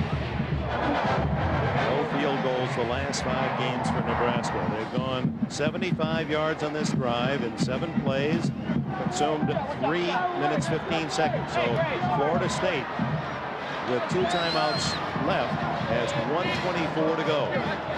For 6 games in the last 5 for Bennett. He's had a lot of exercise tonight, though. I mean, he's punted 6 or 7 times, so it's not as if he just punted 7 times. It's not as if he just stood over there on the sideline. This is when, yeah, 1 PAT also. This is when the kicker is by himself. No one talks to him. Just leave him there to collect his thoughts. Well, do you just play it, ask Bennett where he wants the ball, and you play there and set it up? Or do you go for the big enchilada? No enchiladas here. Phillips, whose fumble was recovered by Zach Wiegert. Otherwise, Florida State would have the ball, and it's Phillips who gets the handoff, and down he goes with a loss. John Nance, that nose guard, with another big play. And now Florida State calls time. They have 1 timeout left. Notice, too, that Florida State now has put in the lineup one of their receivers, Kevin Knox, in here to try to block the field goal attempt. I'm not sure if it's going to be around the corner or over the top. But well, he's 6'3" and has one of the best verticals, 38 inches on the team, number 81 Knox. So watch him up the middle to try to block. And Bennett with a lot to think about. From Rolette, Texas. And last year in this Orange Bowl missed a 23-yarder and a 39-yard field goal attempt. And this one will be about 27. So he missed one shorter than this last year. And Dick, this goalpost at this end of this stadium may haunt Bobby Bowden forever. This is where the wide right one was when he had the opportunity to beat Miami. He's looking at that same goalpost again. Nothing good has happened around that goalpost for that man. Well, he's not only has to think about how to deny this field goal, but think ahead to the play calling should Byron Bennett be successful.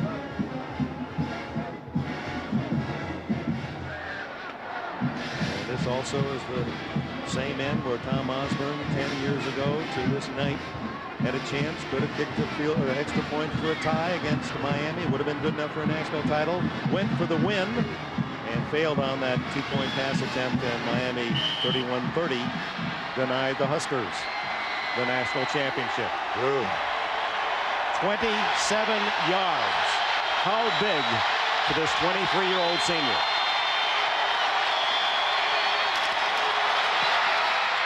It's good.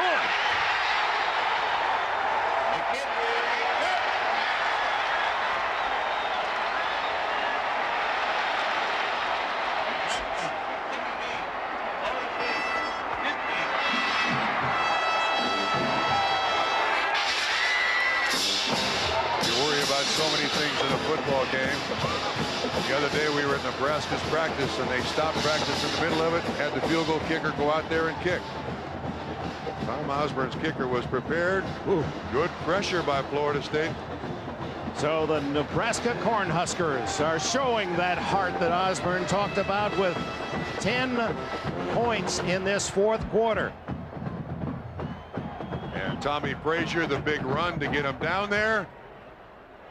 Yes, the young man from Bradenton, Florida, playing in front of 60 members of his family, and they're right up there where he's running and screaming.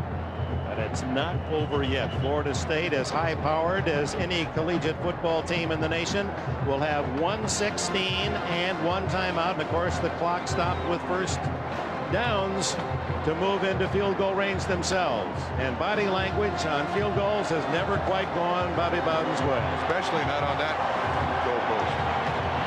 And it's now up for Charlie Ward, the collegiate hero, the Heisman Award winner, the leader of this Florida State team that many regard the best in the nation, to rally his team under the pressure of time for a victory over a group from Nebraska that would make any fan of the underdog pleased tonight, not just Nebraska fans.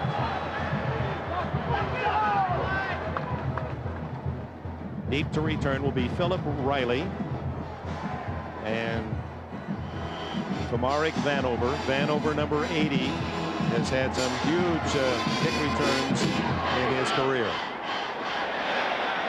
And it's going to go out of bounds. A flag is down, out of bounds. That'll be in the 35-yard line for Florida State. I think they make a kick it over, get another chance. Even at the 35, let's go to O.J. Simpson. Well, one problem that Florida State might have once they get the ball is when Charlie Ward came off the field the last time, he said he hurt his left shoulder in the third quarter. It was beginning to stiffen up on him. So he spent most of that drive by Nebraska throwing the ball on the sideline, trying to get it loose so that he'll be able to throw on this next drive, Dick. And he's saying, let's take the ball at the 35-yard line. That might be... Yes, they're going to decline the offside penalty against Nebraska. Florida State starts from the 35. Scott Bentley recruited heavily away from Notre Dame, so much so that it became a national story, and he was a cover boy in SI. Is the field goal kicker that awaits Ward's success. If he is, then Bentley could get a chance at a field goal to win it. Now, this is what Heisman history is all about. A game like this to go with the trophy, a performance in the last 1/16 of the Orange Bowl for the national championship. Watch 34 on the near side, Trev Alberts. He has 3 sacks so far tonight. Ward throws it up. Oh, the head of his receiver, and fortunately over the head of the defender for Nebraska, number 23, Ernie Beeler. Yeah, I think he's just throwing this out of bounds again. It's Keneally with the pressure. Trev Alberts was on the outside. Nebraska's done a good job of getting pressure up in front of Charlie Ward's face all night long. Vanover far left with McCorvey in the slot.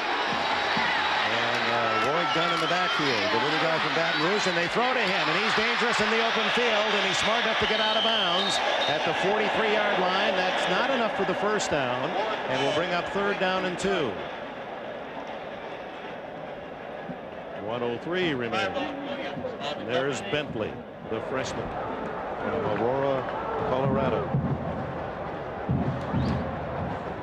Career-long 47 yards, but as we've told you, he's not been that successful from long range until tonight, when he's matched his 2 from outside the 30 with 2 this evening. Knocked away by Tyrone Williams, intended for Kevin Knox, and that'll bring up 4th and a long 1. And now the game hangs on this play with exactly 1 minute to go. I don't think Bobby Bowden cares if he loses by 7 or 8 points. He wants to win by any margin, so yes, you go for it.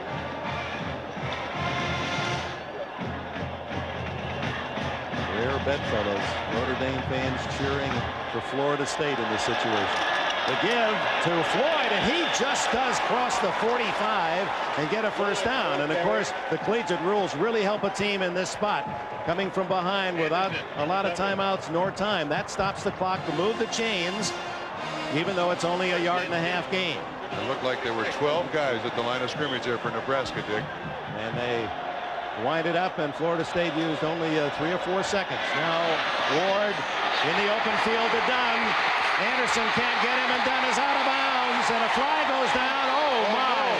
Oh my! Nebraska, I believe, is going to be called for a personal foul as Dunn streaks out of bounds and is hit by Baron Miles.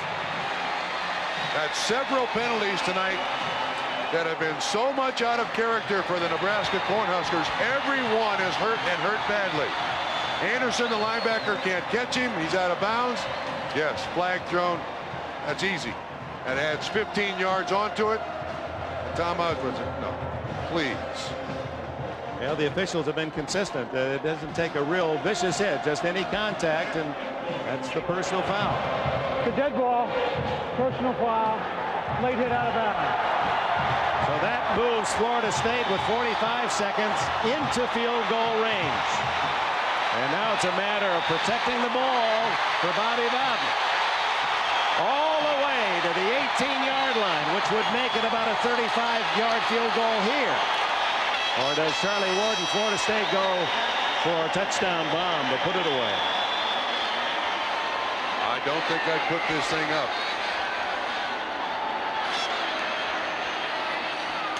He is. And throws almost a touchdown to Kes McCorvey, who had a left hand on the ball, open. And the only reason that wasn't a touchdown, the pressure on Ward, he had to unload. These guys are like riverboat gamblers anymore, Dick. They got guts. The coaches have guts. They'll do anything they want. They have great confidence in his offense's ability to throw the ball. It's like a handoff. 41 seconds, second down and 10.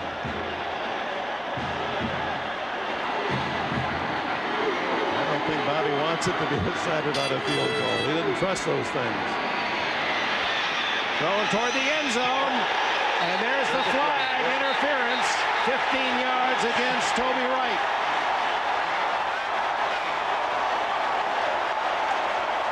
Now that's going to move Florida State half the distance to the goal line, inside the 10.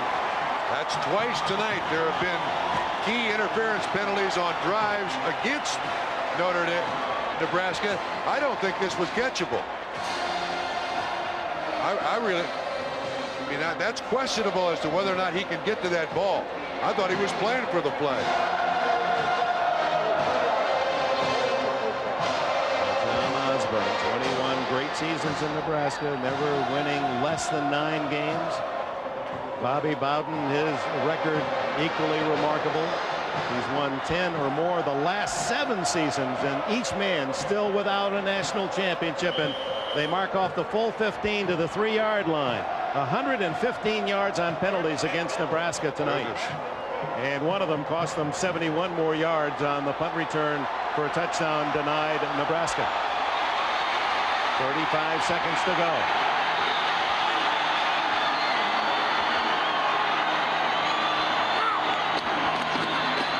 And the give is to Sean Jackson.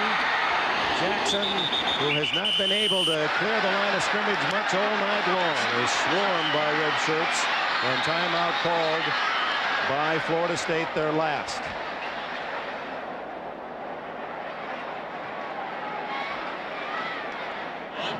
Two years ago, Miami, Florida State. Florida State looks good all the way and misses wide right, and the Seminoles denied, and Bobby Bowden thought he had victory and loses by 1, and that could have been a national title. 92 last year for a tie. Mowry wide right, and Miami prevails. The tie could have given the Seminoles, who finished second in the nation, the national championship. And apparently it's going to come down to another field goal, a very short one. They're on the right hash. Well, they always said that the first championship you win is the most difficult. Now Notre Dame, of course, they are saying they beat Florida State. They squeaked out against a tough Texas A&M team to win the Cotton Bowl today. If Florida State wins narrowly, you'll hear some justifiable campaigning by the Irish. There's the AP top 5 coming in. Auburn, of course, on probation, ineligible for the national title. So it really is the winner of this one and Notre Dame that figure in the final balloting to be decided by poll tomorrow. Yeah, Florida State wins. I think the argument goes on for a long time. Nebraska wins. The argument's over. Nebraska is the champion. Bobby Bowden wants you to consider this. When it comes to basketball, they're going to kick it right now, Bob. They're not going to, with 24 seconds to go, risk a possible turnover. And if Nebraska ever had a blocked field goal play, this is the time. Absolutely it is. 3 for 4 tonight by Bentley, who is on the college football preview issue, the cover boy, choosing late to go to Florida State over Notre Dame for just this. He's got it.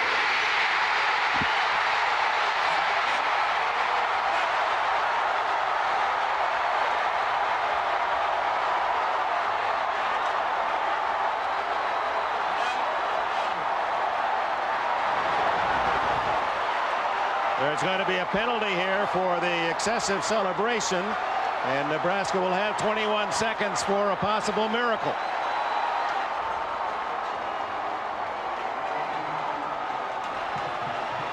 Scott Bentley, 22-yard field goal.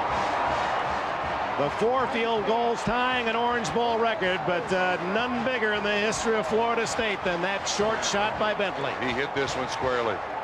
Took his time. You can see the rotation on the ball. Perfect spin. Hit it perfectly. Dead center. Good concentration.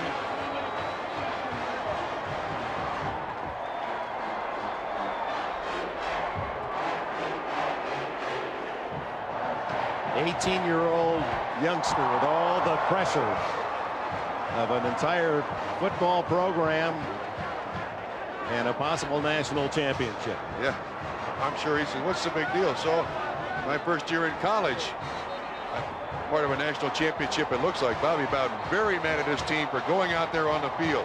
I don't know what the penalty is. That's going back to the 20, so it's a 10-yard penalty? 15-yard penalty. 15-yard penalty?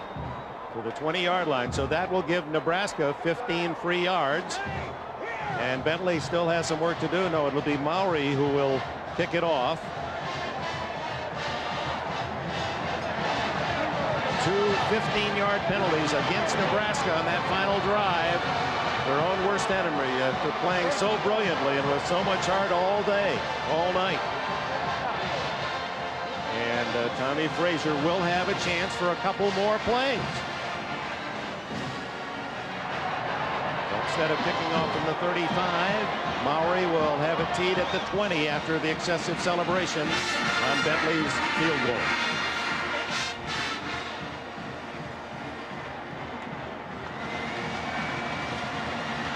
And did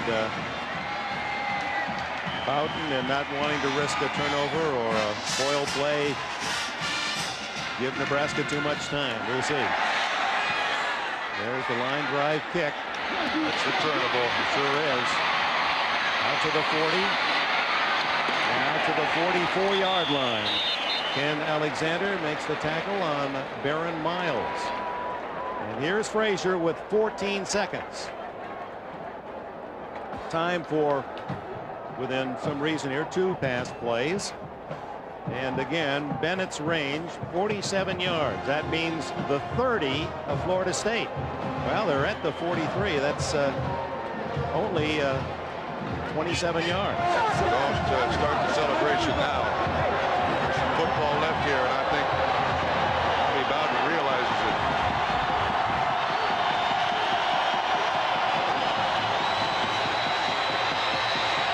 Frazier goes long for Bell. Almost made a terrific catch, juggling with the All-America Corey Sawyer covering. That was down at the 25-yard line. 8 seconds left. Bell is a big receiver.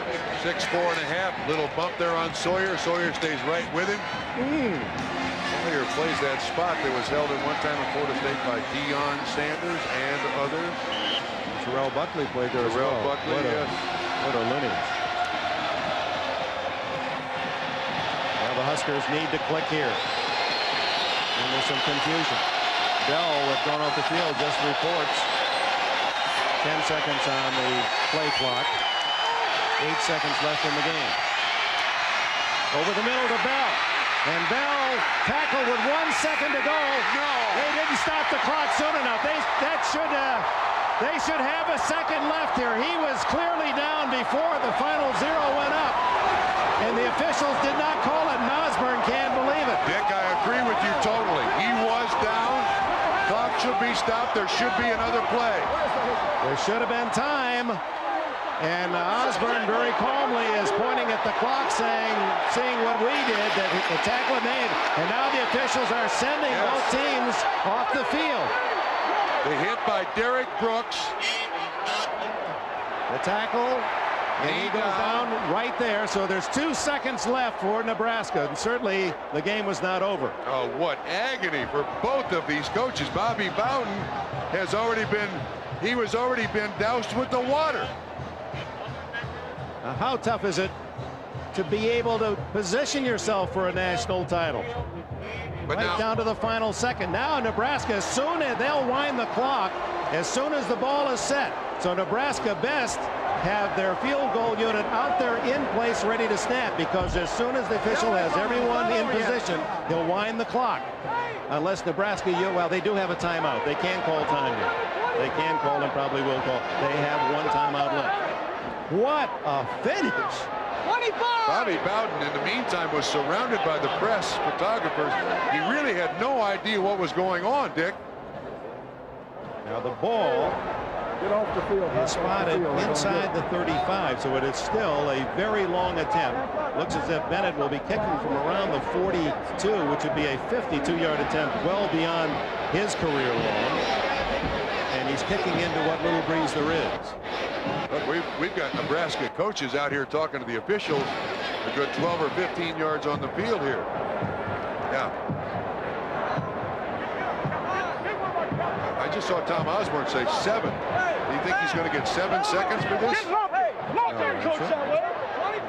way. Oh, he's trying to get where the ball was down. 25 is what he's saying. Let's go back to that. I thought he had made more progress than where the ball is spotted at the 34, and in all that confusion, the ball could have been moved, or the official might have been pushed away from the spot. Let's see where the ball, Tremaine Bell, actually goes down. Frazier throwing right down the middle of the tight end. And it's right on the yard marker, whichever it is. The 29, not the 34. That's the 29-yard line where he was tackled, not the 34. So that would make a huge difference, because it puts the kick instead of 52 to 47. There's the 30. The 30. Knee down at the 31. 29. Well, it's the 29 or the 34. Okay. All right. Okay. And I would guess that the officials would have some contact with an official upstairs that would correct that call. That would be an injustice, and Bobby Bowden be the first one who'd step out and say, put the ball where it belongs. Except I don't think there is any way for an official upstairs to communicate with these officials to change anything. That doesn't happen in college football. They're in total control down there. And these officials are from they're from the Big East, and have not had a particularly good night, by the way. They probably don't want anybody to tell them where the ball should be. Well, what a bizarre it should finish. be at the 29, which would be a 46, 47-yard field goal, and we told you Bennett's longest is 48 this year. The referee is checking with the press box, and that would seem the just. But who makes the decision from the press box? Well, we've got physical evidence. They have television sets and officials up here, press box officials, and we're able to see our replay. A reminder, too, there is a breeze. It's going into the kick will go into the open end of the Orange Bowl. Just to confirm the spot where Tremaine Bell is tackled. He's at the 40. He's at the 35, the 30, and tackled at the 29. Spotted at the 28-yard line. That surprises me. So that would make it a 45 or 46-yard attempt with 1 second on the clock. And meanwhile, Bobby Bowden is still drying off his glasses from the dousing from his players after they thought they'd already won his and their first national championship. Boy, the way they're tearing emotion out of the fans, the players, the coaches. Nebraska, with a little over a minute left, have the lead on the 27-yard field goal by Bennett, 16-15. And then Florida State battles down, and they kick the 22-yarder, only to have Frazier make that long pass, and now 45 yards to steal it from Florida State and to give Cinderella Nebraska a tremendous win and a national championship. And he hooked it left. Florida State wins.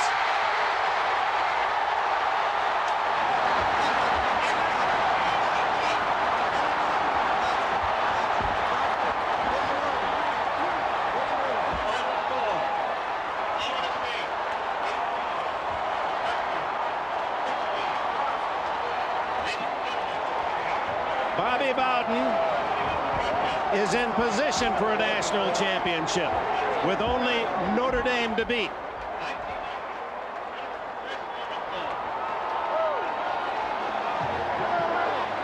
After 2 wide rights for the Seminoles, Bowden agonizingly watches one go left. OJ. Yeah, Coach. Coach sort of poetic justice that it came down to a field goal, but this time you won. You know what? Thinking it's lose. I was thinking we'll end up getting beat by a field goal again. But one thing you might get criticism for is that you didn't let time run off that clock before you kicked the field goal. Oh, yeah, and then our kids run out there and get a 15-yard penalty. Oh, yeah, we wasn't very smart. We didn't play very smart offensively tonight. But somehow I think you'll take all of this. I'll take every bit of it and let the rest of it, they can say what they want. In the second half, your team seemed to pick it up. Well, we did. Offense was hash. Our offense, I didn't think was very good tonight. But congratulations, Coach. Thank you, O.J. Deckenberg. All right, O.J. Simpson with all the crowd and around the victorious head coach Bobby Bowden. Tough for that microphone, but I think we got the essence of it all. He's happy with the victory, obviously, but how agonizingly close he came to having another one denied. What torture for both teams in this situation. This again, not even close. This one not close, but there was a fumble, remember, on a Florida State touchdown on the goal line, controversial, and a Nebraska punt return for a touchdown called back by a penalty that we couldn't find. So that close to victory were the Cornhuskers, and there'll be a lot to chew on in the winter in Lincoln and throughout the great state of Nebraska